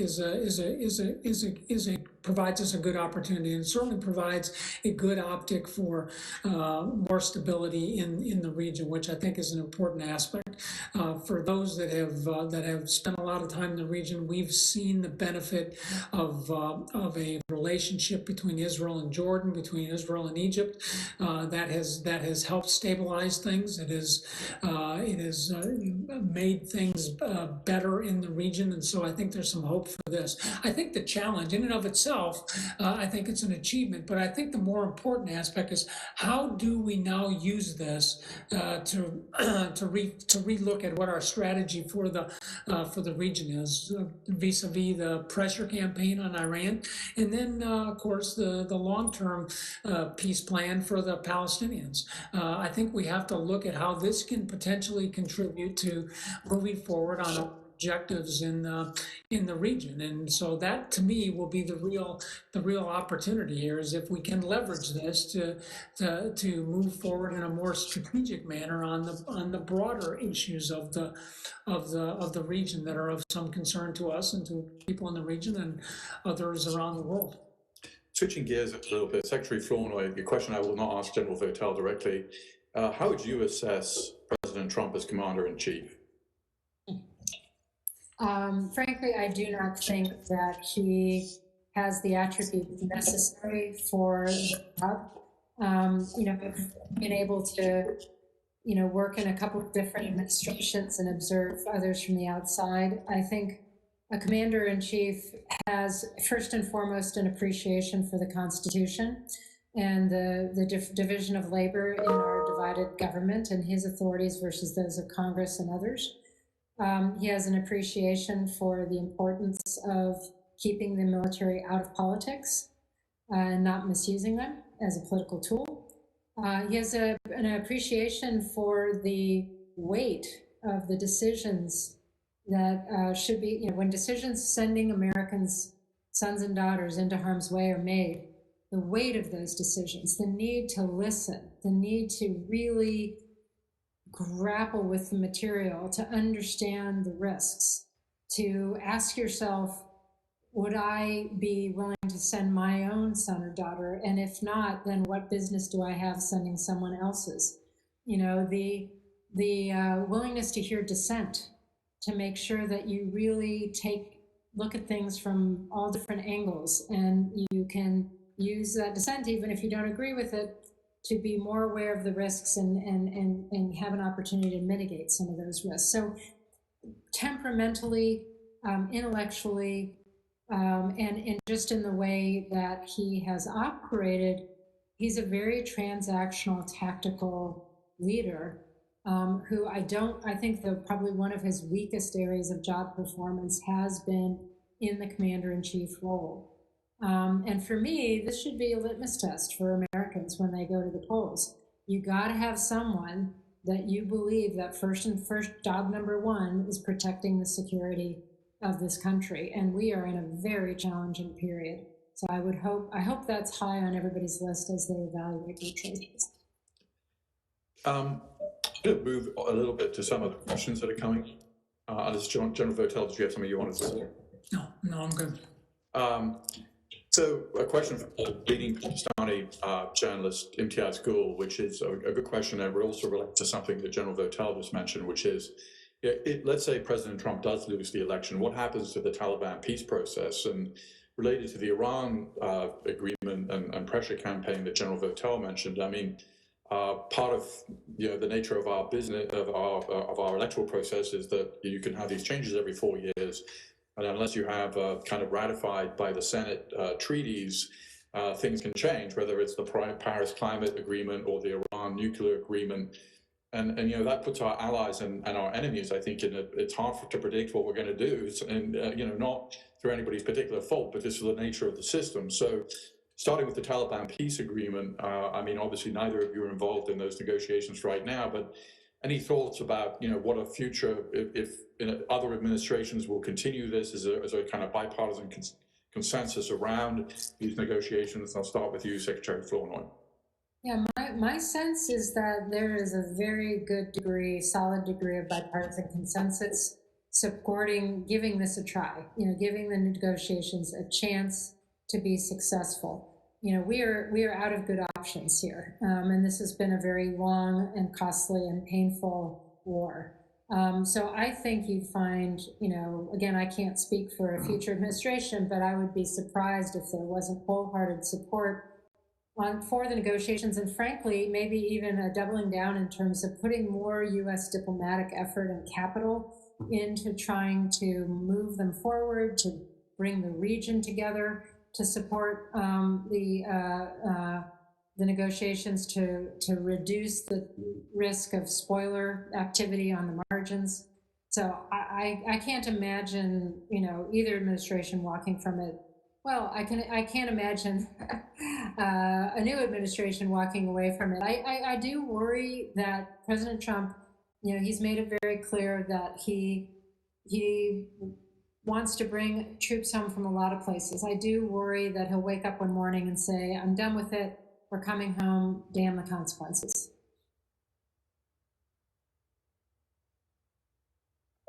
I would just add, from my perspective as a military person, I think that there is an importance in some continuity in our strategic approaches. I mean, you look at the Cold War, for example. I mean, how many administrations that took place over the course, and we were able to, while we changed some tactics along the way, strategically we stayed pretty predictable in terms of that. And I think the strategic predictability is a benefit for us, particularly with our allies and partners who are joining us in these things. And so, some of the tactics and other things certainly should change. And I'm not saying there shouldn't be changes in strategy, but I think they do have to be considered. I think we have to look at the impacts of that. I would be very hopeful that we would kind of continue to stay the course now that we've put all the work into getting the Taliban and the government of Afghanistan to the table. Question from Stephen Shapiro, which is, what is the proper role for the intelligence agencies? The questioner asks, mentions that the DIA, General Ashley, apparently sort of predicted some of the COVID issues early on, or said that there would be, large-scale consequences. So what is the proper role of the intelligence community in providing strategic warning about pandemics, starting with you, Secretary Flournoy? I think the intelligence community has a very important role to play, but I think the primary warning tends to come from our public health infrastructure and experts, and I think in comparing notes in organizations like the WHO. I mean, I'd be the first person to say that the World Health Organization needs some strengthening and reform. But the way to get that to that outcome is not to abandon it in the middle of a pandemic, but to to reinvest in it to get it to a better level of performance. I think the U.S. missed an opportunity to play a leadership role, whether it was leveraging the WHO or the G20 and so forth, to coordinate a much more coherent early response that might have made a difference in terms of saving lives around the world and certainly saving lives here at home. So I do think the intelligence community has a role to play, but I also think that has to be paired with the public health warning system, which is really kind of the front line of defense. General Votel, any thoughts? I agree with Michelle. I think that's exactly right. I think the intelligence community can play a very strong supporting role for all members of the interagency here, and in providing them the necessary background information and other things that they need to make judgments and turn that into information for the public to understand what is happening. I don't think the intelligence community can do a better job of warning everybody in terms of this, but I do think they have a role to play in supporting the broader agency on issues like this. To both of you, General Votel, you spent your life in the U.S. military, and Secretary Flournoy, working at the Pentagon, and your families, volunteered to be part of the U.S. military. The U.S. military, by and large, is a pretty well integrated organization, and historically has been a kind of integrating factor in American life. But at the 3- or 4-star level, it's overwhelmingly white and male. Let me start with you, Secretary Flournoy. How do you kind of change that? That's not obviously something you can flip or change overnight, but how do you change the culture, make it easier for people of color to get up into the 3- or 4-star ranks? Well, I think you need to really assess the entire pipeline from initial recruiting and accession through, selecting your specialty, through promotion path, through all the way on up. I think while the military has gotten better in the recruiting of a more diverse force, as you said, as people get promoted up into higher echelons, that diversity tends to diminish. Some of that is cultures where people of color get sort of encouraged to route into certain specialties that may not be combat arms, that may not be as competitive when it comes to promotion. Some of it may be internal bias. Right now, when you get a promotion folder, there's a photo of the person, and whether you're conscious or not, we're all guilty sometimes of the mini-me culture of, does that person remind me of myself, and therefore I'm more inclined to support them. So there's just, I think you really have to assess this current system's soup to nuts, and then really sustain leadership focus, changing, removing the obstacles, and keeping leadership attention on this. It needs, the creation of an inclusive culture, a diverse team and inclusive culture needs to be at the very top of our leadership criteria, for our evaluation criteria. If you have leaders who are not doing that, that's a problem, and that should factor into their promotion. And I would include in this the whole question of unequal treatment of people by gender, or sexual assault and harassment problem. I mean, this is a leadership issue, first and foremost. It's a culture issue.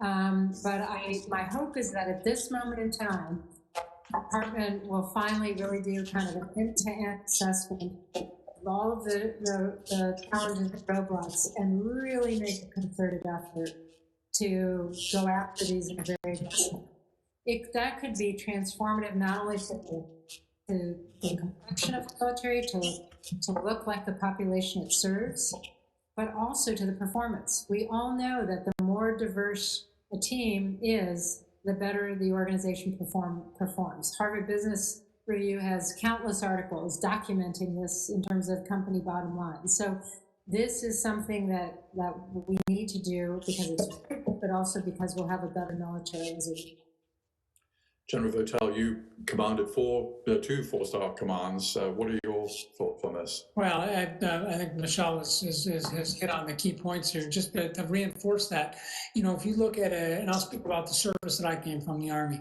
By the time an officer is selected for Brigadier General, they have served anywhere from 24 to 26 years. So that right there highlights the importance of getting in the process early and having a development process and a talent management process that ensures that we are addressing all of the diversity aspects that we require in our leadership in our military forces. And then you just think about a 3 or 4 star. Back to your question. Now you're talking 30 to 34 years. So it has to start early. I'm really proud of the things that the Army has started to do. I'm not meaning to besmirch the other services. I'm sure they're doing other things. I know the most about that.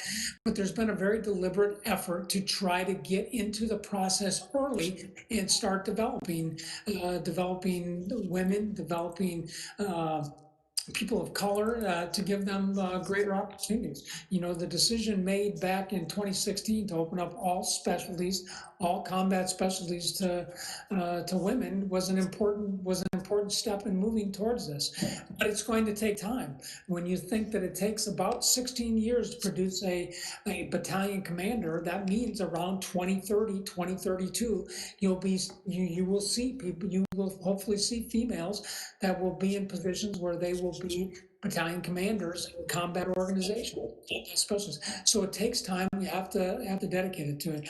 What I can tell you is this, from my own experience, 5 years as a 4-star officer, and having had the opportunity to sit in many of the discussions that we had with the Army leadership here on this topic is first and foremost of the things we're talking about, the diversity aspect of it, and making sure, whether it's gender or color or whatever it happens to be, making sure that was a part of the discussion as we looked at growing the leadership of the service. This is important, and it's got to start early, and it's got to be consistent across this. And you've got to have leaders that support this the whole way, and that's absolutely essential to it. Okay, one other question for our audience, from the audience, and this I think will probably be our final question. Is it best to modernize traditional weaponry or to focus on developing new technology in the coming years? And how do we spark innovation that isn't commercially available to our adversaries? Maybe start with Secretary Flournoy. So I actually think the answer is hybrid of the two choices, meaning no matter what we do, we will likely end up with a baseline force that is comprised of a lot of legacy systems that will have already been purchased or are being purchased and will last for 30, 40 years. The name of the game is finding those cutting edge, often commercially developed, sometimes developed by the primes, defense primes, but finding ways to take the new cutting edge capabilities, whether they're AI enabled, whether they're unmanned systems that can be teamed with human decision makers, whether it's new secure kinds of networks, C4ISR networks that can operate even in a very contested environment, whether it's hypersonic, all these different kinds of things. The question is, how do you integrate those kinds of capabilities at scale with the force that you're going to have? And not just buy the stuff, but allow those new capabilities to change how you actually deter and fight, to change your concepts of operations, to give you new advantages over your competitors. To me, it's really bringing those things together, and the hard choices are the trade-offs between investing in greater numbers of legacy systems versus taking some of that money to accelerate the development and adoption of these newer capabilities at scale. But it's really the marriage of the two together and the development of new types of operation that's going to give us the edge in the future. I would agree with Michelle that I think this probably is going to be a hybrid approach. But the thing I would emphasize to you, from my experience and what I've seen in terms of innovation, is the closer we can get the users and the employers of the capabilities we're building to those that are developing, the better we will be. And so it isn't. It's a function of deciding what new we're going to build and what we're going to continue to keep as necessary legacy systems, but it's also about making sure we have the processes that really leverage the innovative creativity of our people. And we have a proliferation of organizations out there that are doing that right now.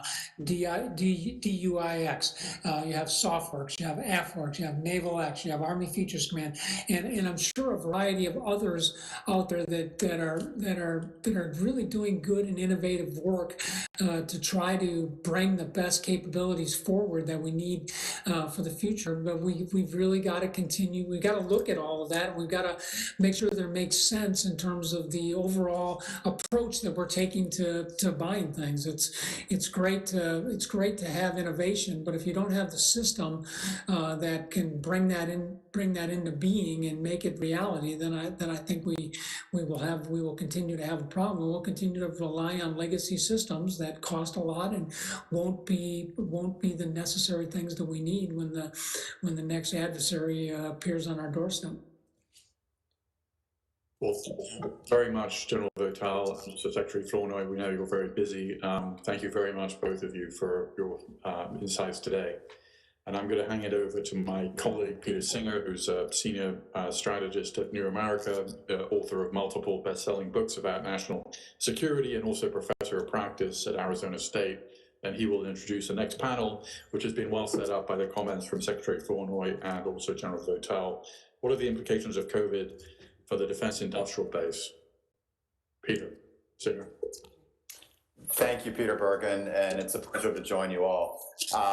And we have assembled just a fantastic panel to discuss this topic of coronavirus and the implications for the industrial base. I'm joined by four remarkable leaders. We've got Susie Adams, who is Chief Technology Officer, Microsoft Federal. We've got Tressa Ganev, who is Principal for Policy and Strategic Engagement at Lockheed Martin. Nikki Johnson, who's Vice President for Government Affairs and Strategic Communications at General Atomics Aeronautical.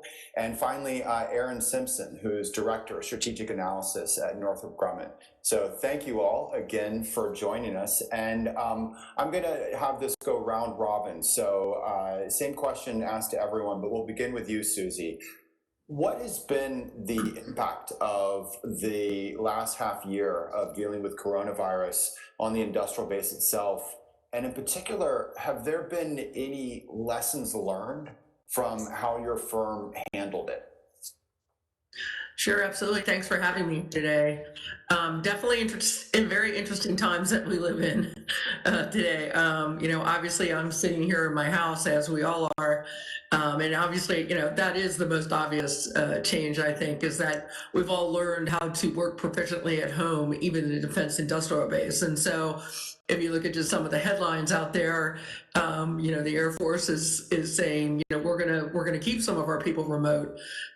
We have most of all the federal systems integrators, but as well as the customer for non-critical roles are working remotely, and they're using technology to do that. In fact, what we've seen is probably the quickest adoption and deployment of technology in modern times that I'm aware of. And I think, the learnings, when we think about the learnings from that, we were able to deploy, over a million seats of Teams, our Teams product, to the Department of Defense on our commercial platform for unclassified work, and get that up and running in a matter of weeks to be able to enable folks to communicate. And that's unheard of. I mean, that's just, it's very disruptive, but at the same point, I think it was telling that it's not we don't have a technology adoption problem. We have policies and technical and mission debt that's in the way, policies that are prohibiting folks and through cutting through the red tape. And I think we saw waivers happen instantly, both in the civilian and in the defense world. And instantly, people were able to take advantage of technology that the commercial world has been using for quite some time. And so that's one of the biggest learnings I think that we had. And now what we're seeing is that now that they've adopted this technology, they're kind of going to the next phase, which is how do we actually make sure everything's secure? And then how do we have a growth mindset moving forward? Right? We've learned how to do this now. This isn't, this probably isn't going to be our last rodeo with this. There's more to come. And so now what? Now what do we do? And I think that that's where, I think that's frankly where the world is, but I do think that that has changed the way people are thinking about the technology priorities right now. Fantastic. Tressa, so you come at this from the perspective of a large, maybe more traditional defense contractor. How have you been seeing things there?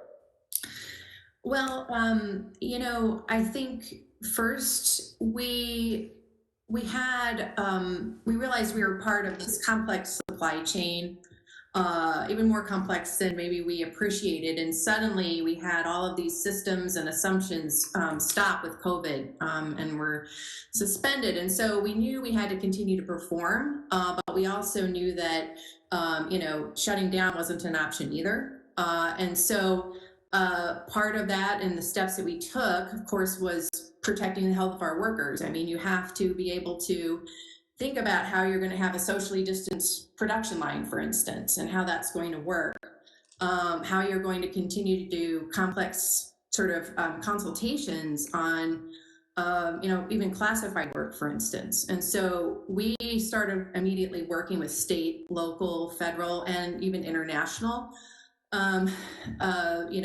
officials and policies, and it was a big effort in the company to work almost hour by hour to make sure we were understanding what was going on. So that was one big step that we had to take. Another thing we did is we realized immediately that within the supply chain, we had particularly small and medium-sized businesses that were facing either reduced business themselves or just had the need for liquidity and cash so that they could continue to make payroll, continue to make and therefore continue to work the contractual or production pieces that they needed to do. And so one of the things that we did really within a matter of weeks, we sort of switched our operational mode within the company and began flowing down what we call accelerated payments to about 8,000 suppliers since March, and about 5,000 of those companies are small businesses.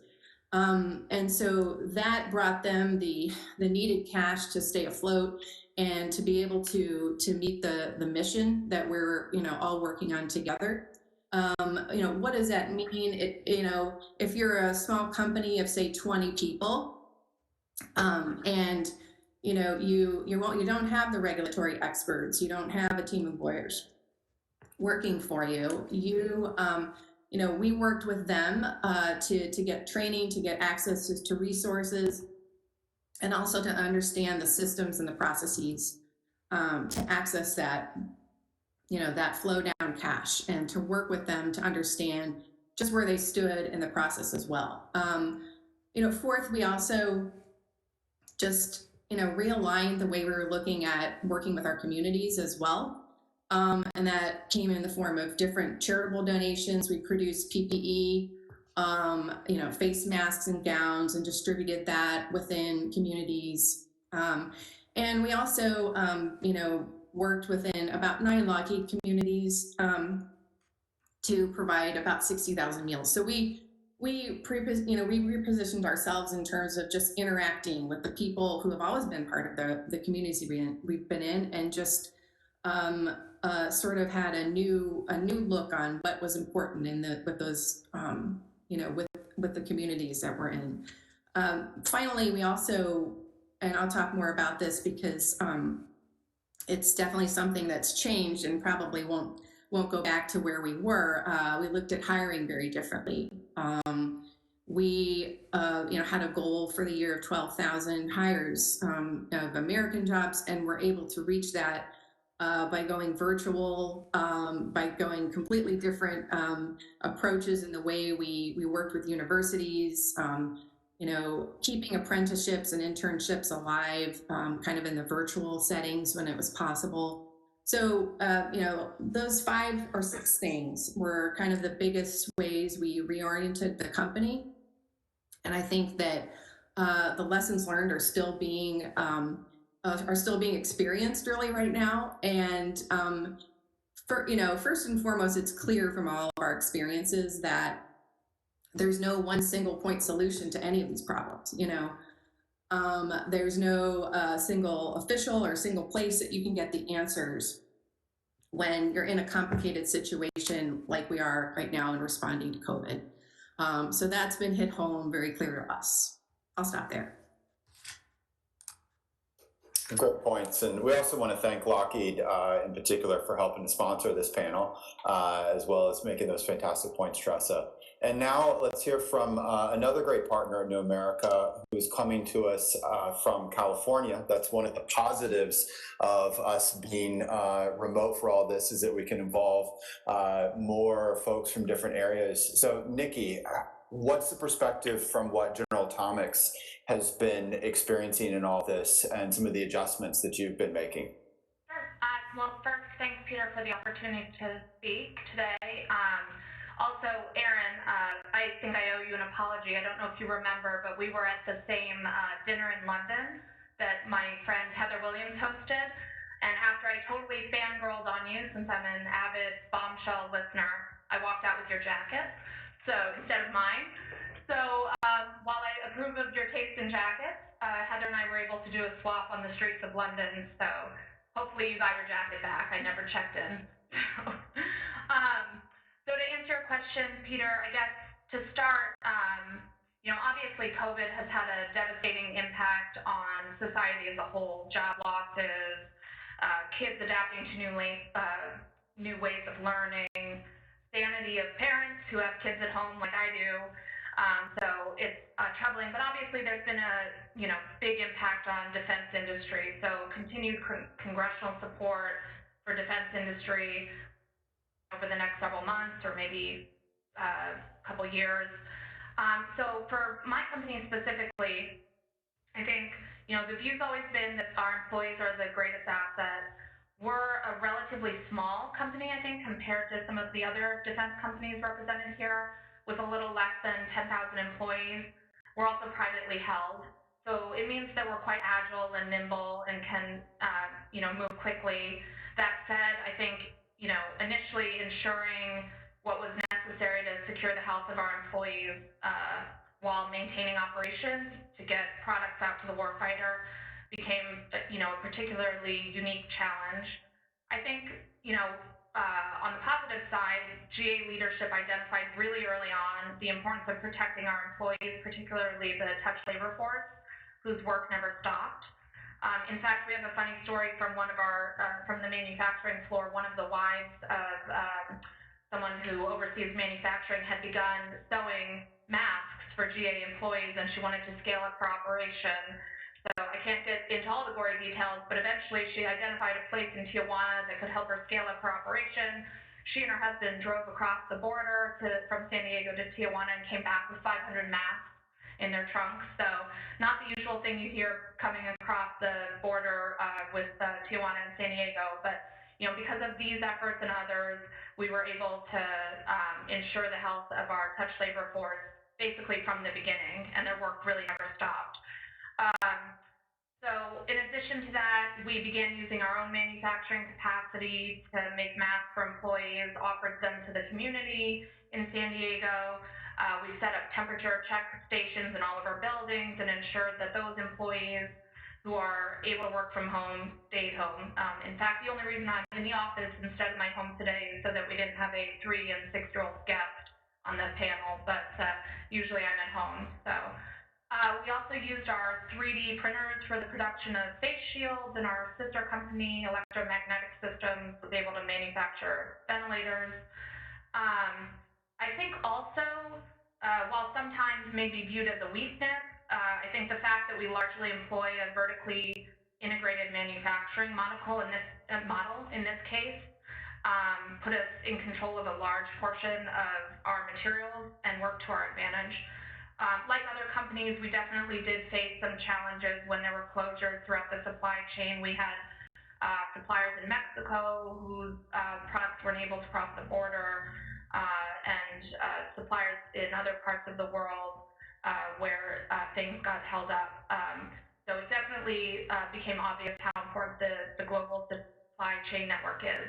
I think also, there's a big conversation about resiliency in the industry, and I think the past several months have been an incredible demonstration of how the defense sector is able to quickly adapt and change to the new normal. I mean, as others pointed out, we're sitting here today doing this conference over web platforms, and we've been working this way for many months. And I think other impacts maybe that we've felt, I think some of the policy decisions surrounding export of our stuff, or other policy decisions related to the defense acquisitions have slowed. They haven't stopped, but they've slowed because the U.S. government is kind of working in the same environment we are. We can't have the classified discussions as easily, that sort of thing. We've been fortunate that there's been a lot of thought to creative contracting mechanisms and getting funds to suppliers, but still the impacts, everything's not immediate, so there were still some initial impacts. As far as lessons learned, I think GA's approach to COVID offers some good lessons learned. Like I said, the leadership's initial inclination to deal with this quickly and react quickly, take it seriously, really helped protect our touch labor force, and we were able to continue to operate more or less uninterrupted, even as the COVID rates were rising around San Diego and California writ large. I think also, again, being privately held and having some of that nimbleness and flexibility and our relatively small size was helpful in our being able to react quickly. So, and I think I'll stop my remarks there. Thanks. Thanks very much. And now I'll hand it over to Aaron, who, as was mentioned, besides being at Northrop, hosts one of the top podcasts in this space, and as well, I have to mention, has a very strong background game going on. You would rate highly on Room Rater, so congrats on that. But also, let's hear from your perspective on what's playing out with Northrop. Oh, well, I'm so glad that my Room Rater score will be high here. We actually, being in the defense industry, do very few video calls, which I am incredibly grateful for. All of my KU t-shirts have gotten a real workout over the last 6 months as I have worked from home. And like Tressa, I think that, a lot of our experiences are similar as sort of large defense integrators. I don't want to speak for Northrop here. I kind of will play the role of a informed observer. And I think that one of the things that you could see, especially for the large defense companies, is the degree to which our workforce really reflects the broader American society. So in much the same way that the Army really translates many of the same problems and opportunities that society at large has, so does the large defense companies. So we have offices and manufacturing floors and software development labs, across the country. And that means that some of the challenges that we experience in a variety of sectors also impact the defense industry. And so that's everything from childcare and the lack of schools being open this fall to public health and other sorts of pieces that play into that. So those things have all impacted our workforce and the industry writ large. I think the question becomes, how does that translate into a little bit longer term impact on the defense industry? And there's a couple of places where I might see that in the short term. The first is, for the handful of defense companies that have commercial aerospace exposure, they have had a very different experience, right? So if you were planning on selling commercial jets to some buyers, or if you were planning on selling parts to a company that sells commercial jets, you've had a very different experience over for the last 6 months than folks who have a more pure play defense experience. So that's, I think, one thing to sort of think about as we look at the defense industrial base writ large. The second would be, as we've made all these investments, whether it's rolling out Microsoft Teams, which I very much wish my team had, or adding VPN seats, which we spent, tens of thousands of dollars, seats on, to increase our VPN so people could dial in simultaneously, or whether it was just allowing for flexible leave, administrative leave, emergency leave, various kinds of PTO earlier this year, those all essentially become overhead costs to the company and are resources that either get baked back into rates or come potentially out of investment budgets. And that's for large companies, small companies, and probably everyone in between. And so I think there'll be a question of when and how companies within the defense industrial base can recoup some of that revenue and either redirect those investments or get some sort of relief against them. And that's, I think, an ongoing debate and decision cycles within kind of each of the strategy offices in these companies. Tressa mentioned briefly impact on supply chains, and I think that while folks might immediately assume that that is kind of overseas supply chains, there's actually a lot of mom and pop small businesses that do niche support across the industrial base, and those folks have definitely struggled, and we've seen impact to some of those, especially when they're kind of single suppliers. So all of those are kind of the near-term impacts I think we've seen. That said, writ large, if you think about the challenges and opportunities in the defense space, it's not clear to me that COVID changes that equation dramatically, right? So if we want to think about pressures on the defense budget, I've heard about pressure on the defense budget every year. If we hear about the challenges of major power competition, none of those have changed per se. Whether the Defense Department decides that it wants to give up a big chunk of its budget for aircraft carriers or airplanes or sensors and move that into public health response and better domestic public health surveillance, open question, but I don't think that the real underlying dynamics of that are dramatically different than they would have been even a year ago. So one place where I do think there could be some long-term benefit or long-term shift is actually the workforce questions. I hope that this experiment with remote work actually plays some dividends across the defense industrial base, for at least for the folks who are not on a manufacturing floor or in a SCIF.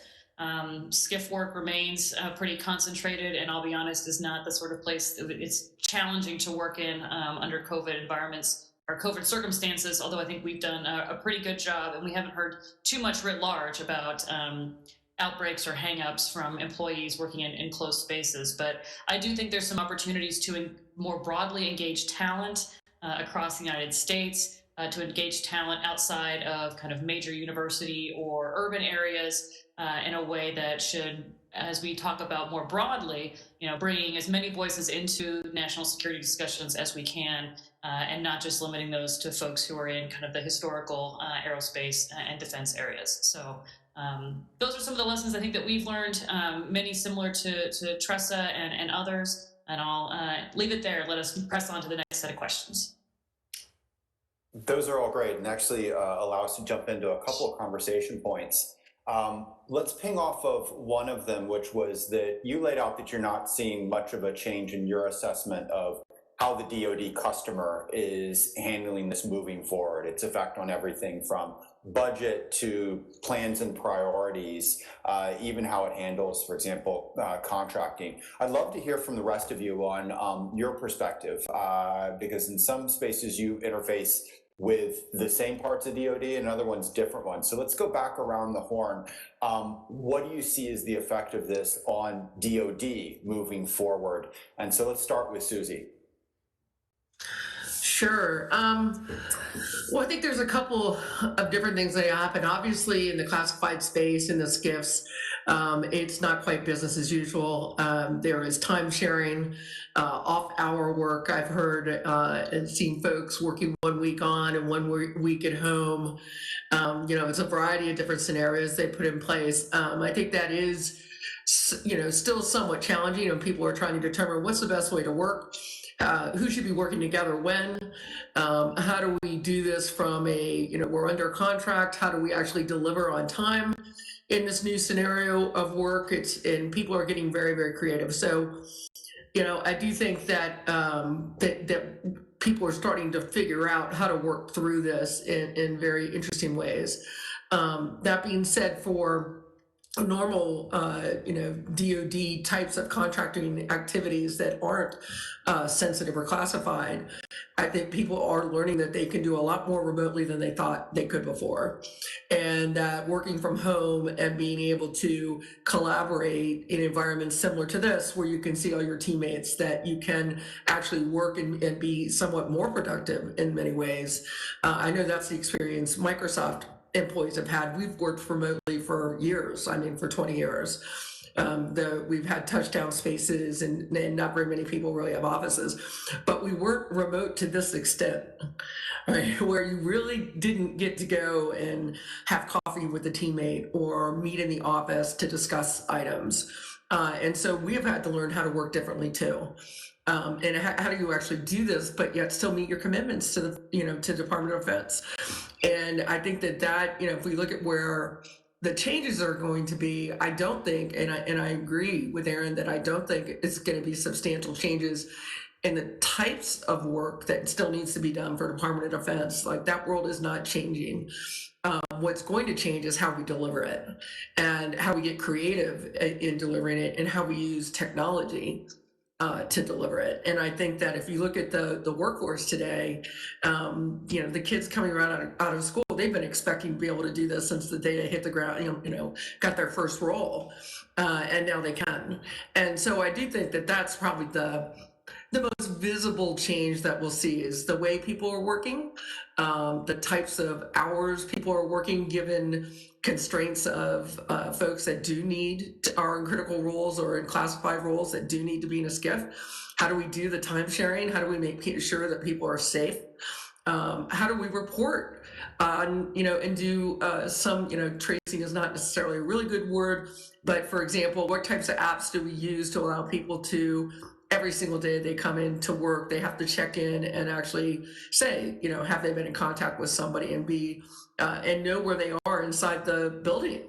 We're starting to see really creative solutions around tracking individuals where they've been in a building, so that if somebody does get sick, we can still keep the workforce safe, but we know where they have been. We know what floors they were on, we know what rooms they were in, and you can actually go and cordon off an entire floor to make sure that it's cleaned adequately. And so I think those are the types of things that when we look at this, we're seeing people get really creative and then seeing huge returns on their human capital investments from this. But at the same time, I'll add that I do think the other concern is the stress that this is putting on people and the amount of work that they're still need to get accomplished, frankly, in these unusual circumstances, with kids running around in the background, dogs.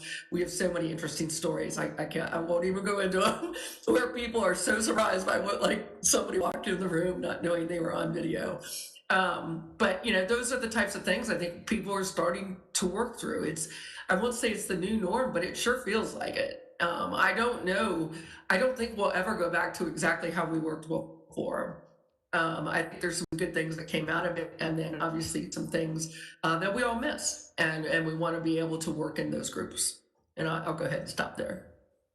So Tressa, when Lockheed is forecasting the years ahead, be it budget situation to key focuses of the U.S. and allied militaries and what they're buying and their priorities, is it the same as it was before this, or are you altering how you're doing the forecasting of what you see the customer asking for?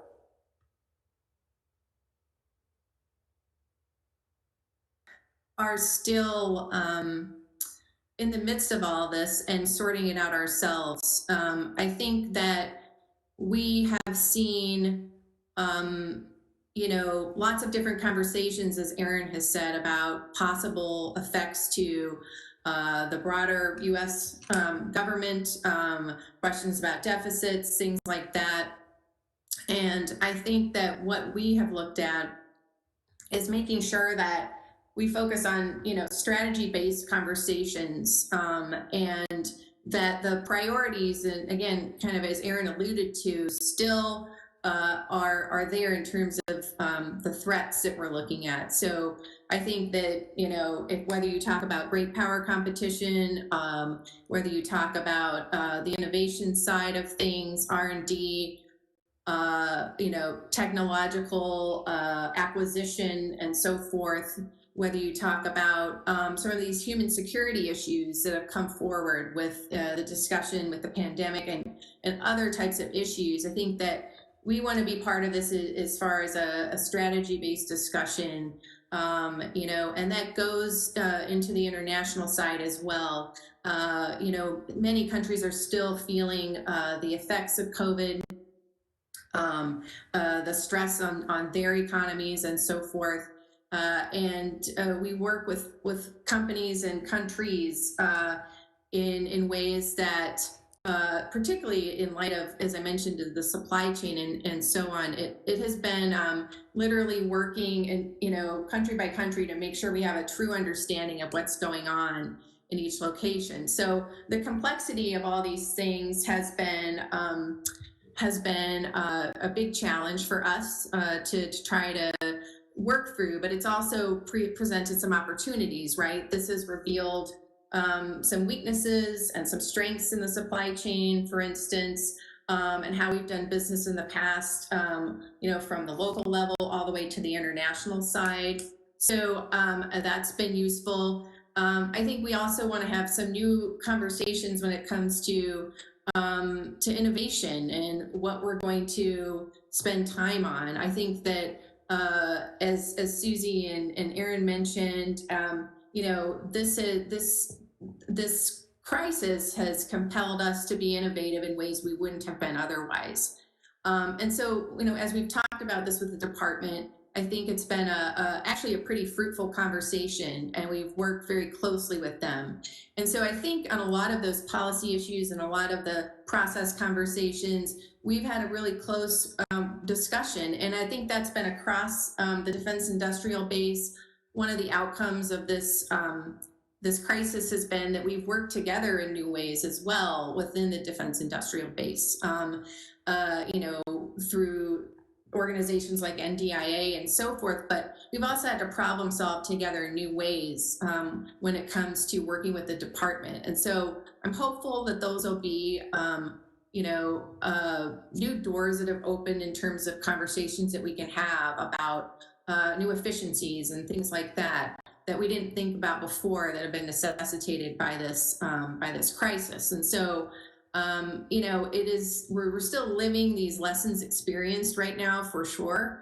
But I think, as I mentioned, at the beginning, relationships have changed and have become deeper and more important on so many levels, whether it's working with local mayors, for instance, which we have done extensively, understanding the challenges that states have faced, in dealing with COVID. And certainly the department has wrestled with those as well on similar levels. So I think that, as we're moving through this, there's a tremendous new space that's open for conversations and for common goals, whether it's improving the health of the supply chain. I think that's something we've all looked at, not just as a national security issue, but also a national economic issue, that we can have these conversations with the department, with Congress and others in ways we hadn't thought about 6 months ago. I'll stop there.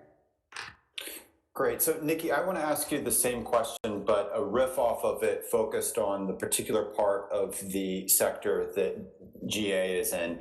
So on the civilian side, one of the effects that we've seen of the pandemic on the economy, there's obviously been a great deal of hurt and loss from it. But in robotics and AI, we've actually seen a massive escalation and acceleration in terms of the use of AI and robotics across the board, be it in medicine, be it in finance, be it in distance learning, you name it.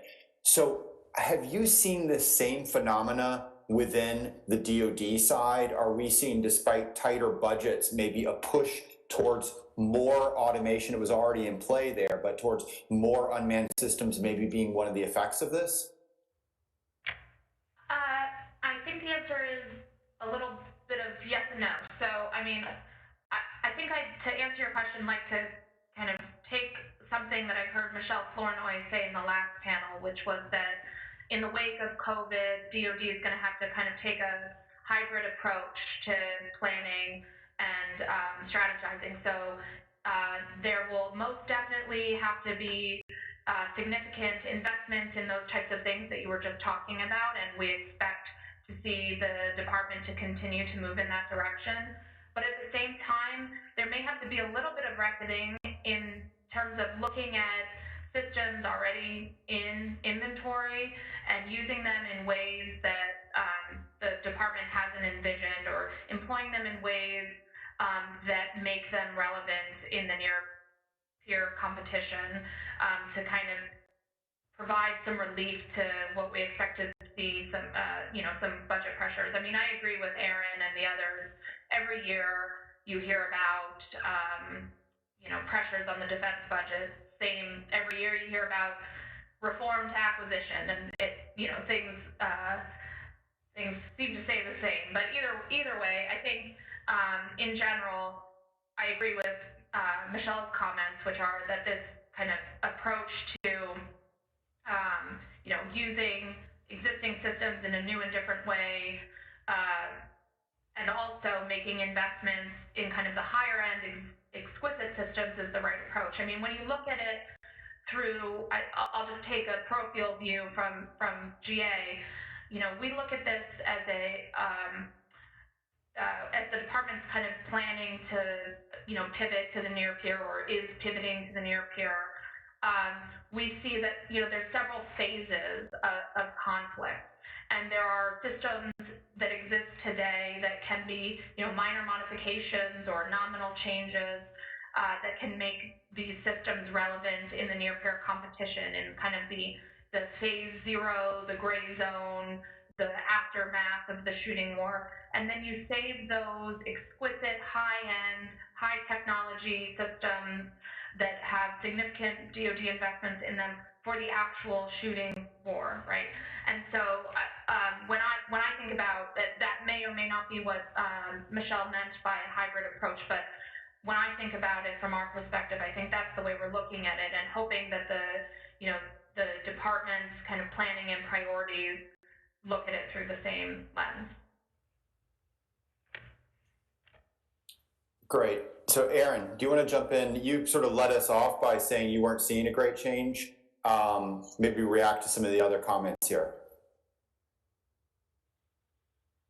Yeah, and I think probably one of the reasons I haven't seen a great change is that I've been very heads down on a particular program, which is the largest acquisition in Air Force history, which they did on time, and which I was responsible for hiring over 1,000 people for, which we did on time. So there's like very narrow lanes where things are going at least on schedule, if not exactly the broader piece. I mean, I think that these are all, as I sort of said before, there are lots of things that I would like the department to do differently, right? There's lots of things that Michelle or General Votel would like for the department to do differently.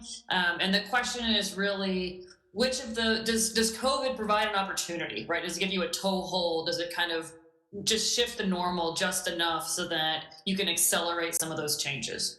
So those changes might be in the form of robotics. They might be in the form of remote work, or, God help us, some form of security clearance reform, where we could maybe do more work remotely and not have to be in SCIFs for all of it. Any number of other science fiction. I know.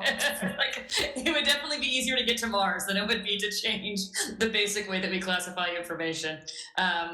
But I think that that's the sort of, both in terms of specific acquisition programs, but also, the personnel policy or health policy. There's a huge number of things that actually are large drivers of the DoD budget that aren't just things that the defense integrators are responsible for. And I think you could see opportunities for change in a variety of those domains. But the overall strategic challenges for the United States are, I think, brought into relief by the pandemic, but not fundamentally changed by it. And so that's where I just sort of see the Defense Department piece we'll see if there is a coalition around shifting broader levels of spending away from quote unquote hard defense and more into human security, away from investments potentially surrounding great power competition overseas and more into investments at home. But those are, again, part of trends and discussions that have been going on for, most of my adult lifetime. So I think that it puts a fine point on some of these debates,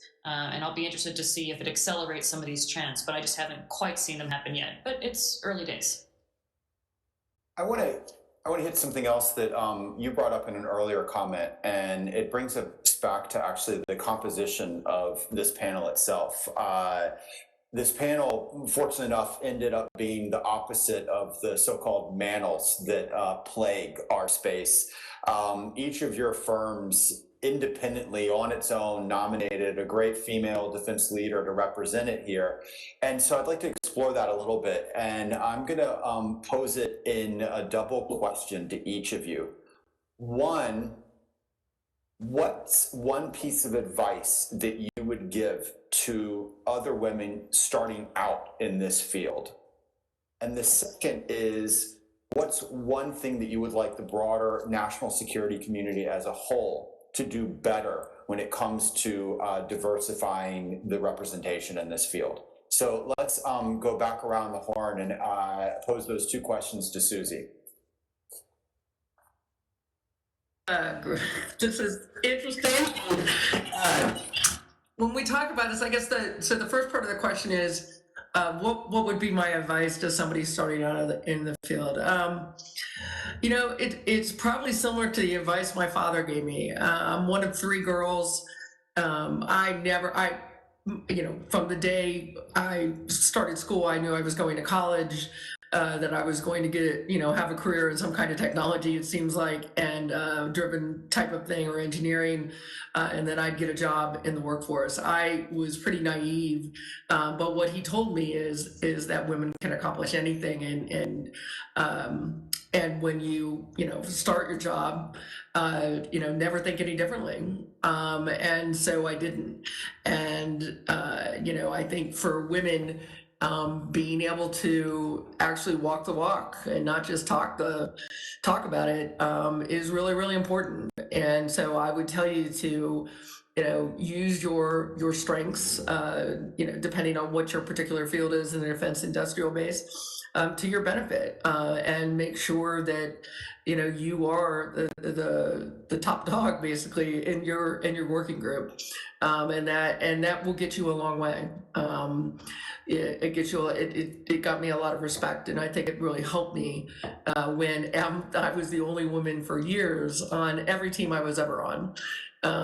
Growing up as a developer, that just was the way it was. I think the one thing that I wish that folks would do better from a diversity perspective is, to really take a step back, and even there are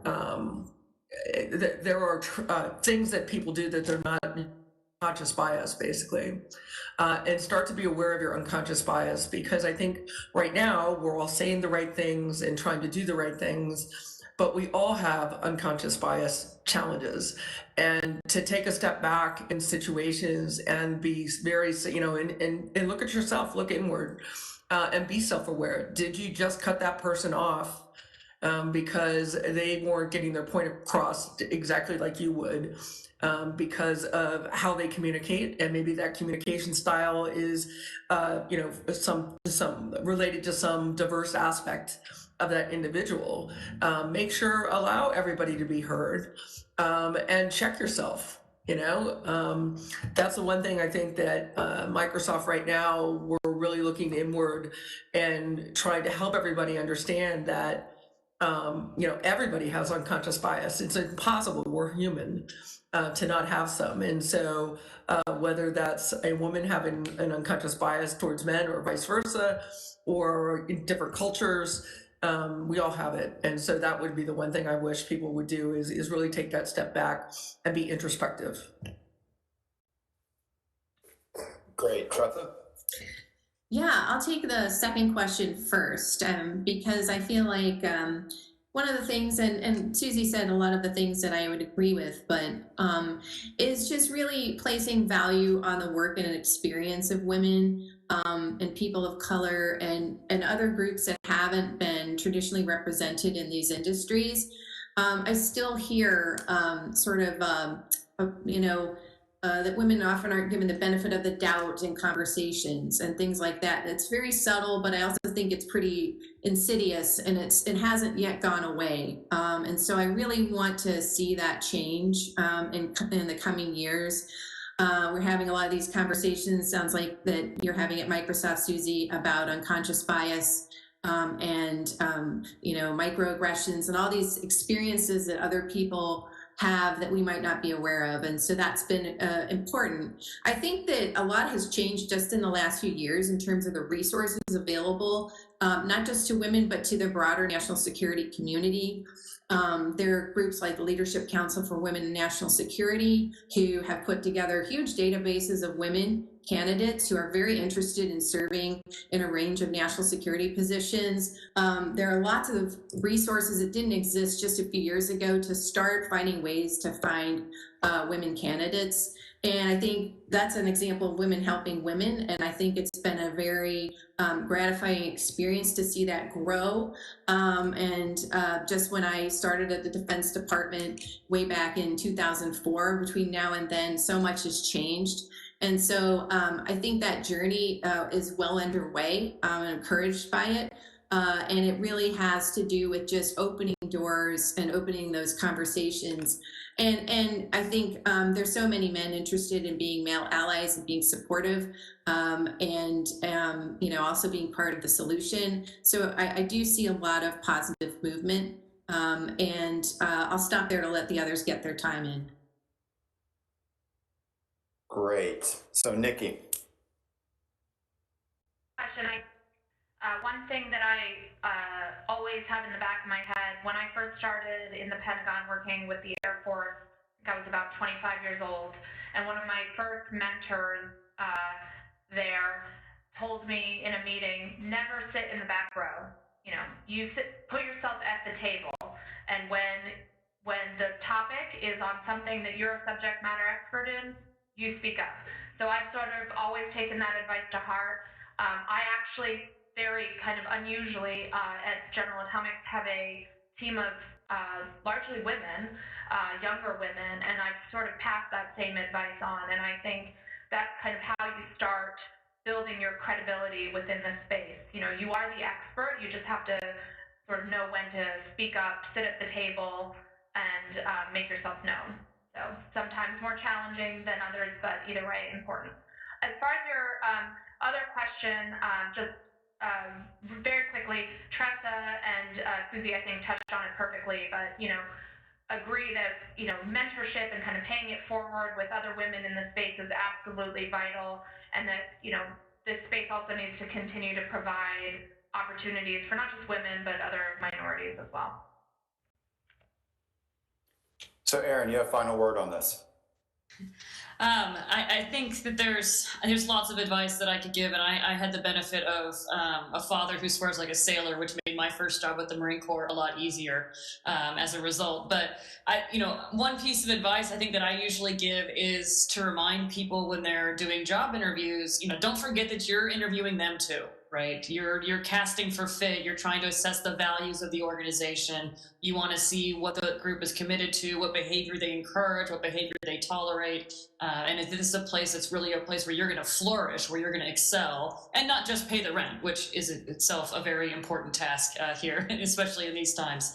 But always remember that you're interviewing them too. And in terms of things I think we could do differently, I think one of the things that I've been really impressed by since coming to the industry side is the amount that industry invests in training and professional development of its own workforce. And that's something that the think tank world, the academic world, some of the more research side of the house could do a little bit better, right? So instead of assuming that you're going to get a purely formed PhD with all the right program management, customer skills, and research skills in one, that you realize that you're actually going to hire, a perfectly capable, talented person, at the age of 25, 30, or 35, and then invest in them to grow the skill sets that your organization needs to make the contribution it wants to make in this space. And that's something that I think we have, some resources to do, but also just a commitment and expectation. We hire lots of college grads. We turn them into, 20-year career, individuals. So it's sort of a different mindset. But that's a place that professional development across a range of skills is a place that I think that we could do a lot on, and that would open the pipeline a bit more for not just women, but people of color. So thank you. It's a great way to end the conversation. So before I turn it back over to Peter Bergen, I want to thank all of you, both your organizations, but also you individually. We've had a conversation that's covered everything from how the industry adjusted to what we see trending to a really great set of advice. So again, thank you very much, and want to wish to everybody out there, stay well. And now back to you, Peter. Thank you all, thank you. And so tomorrow we're going to reconvene at 1 p.m. Eastern.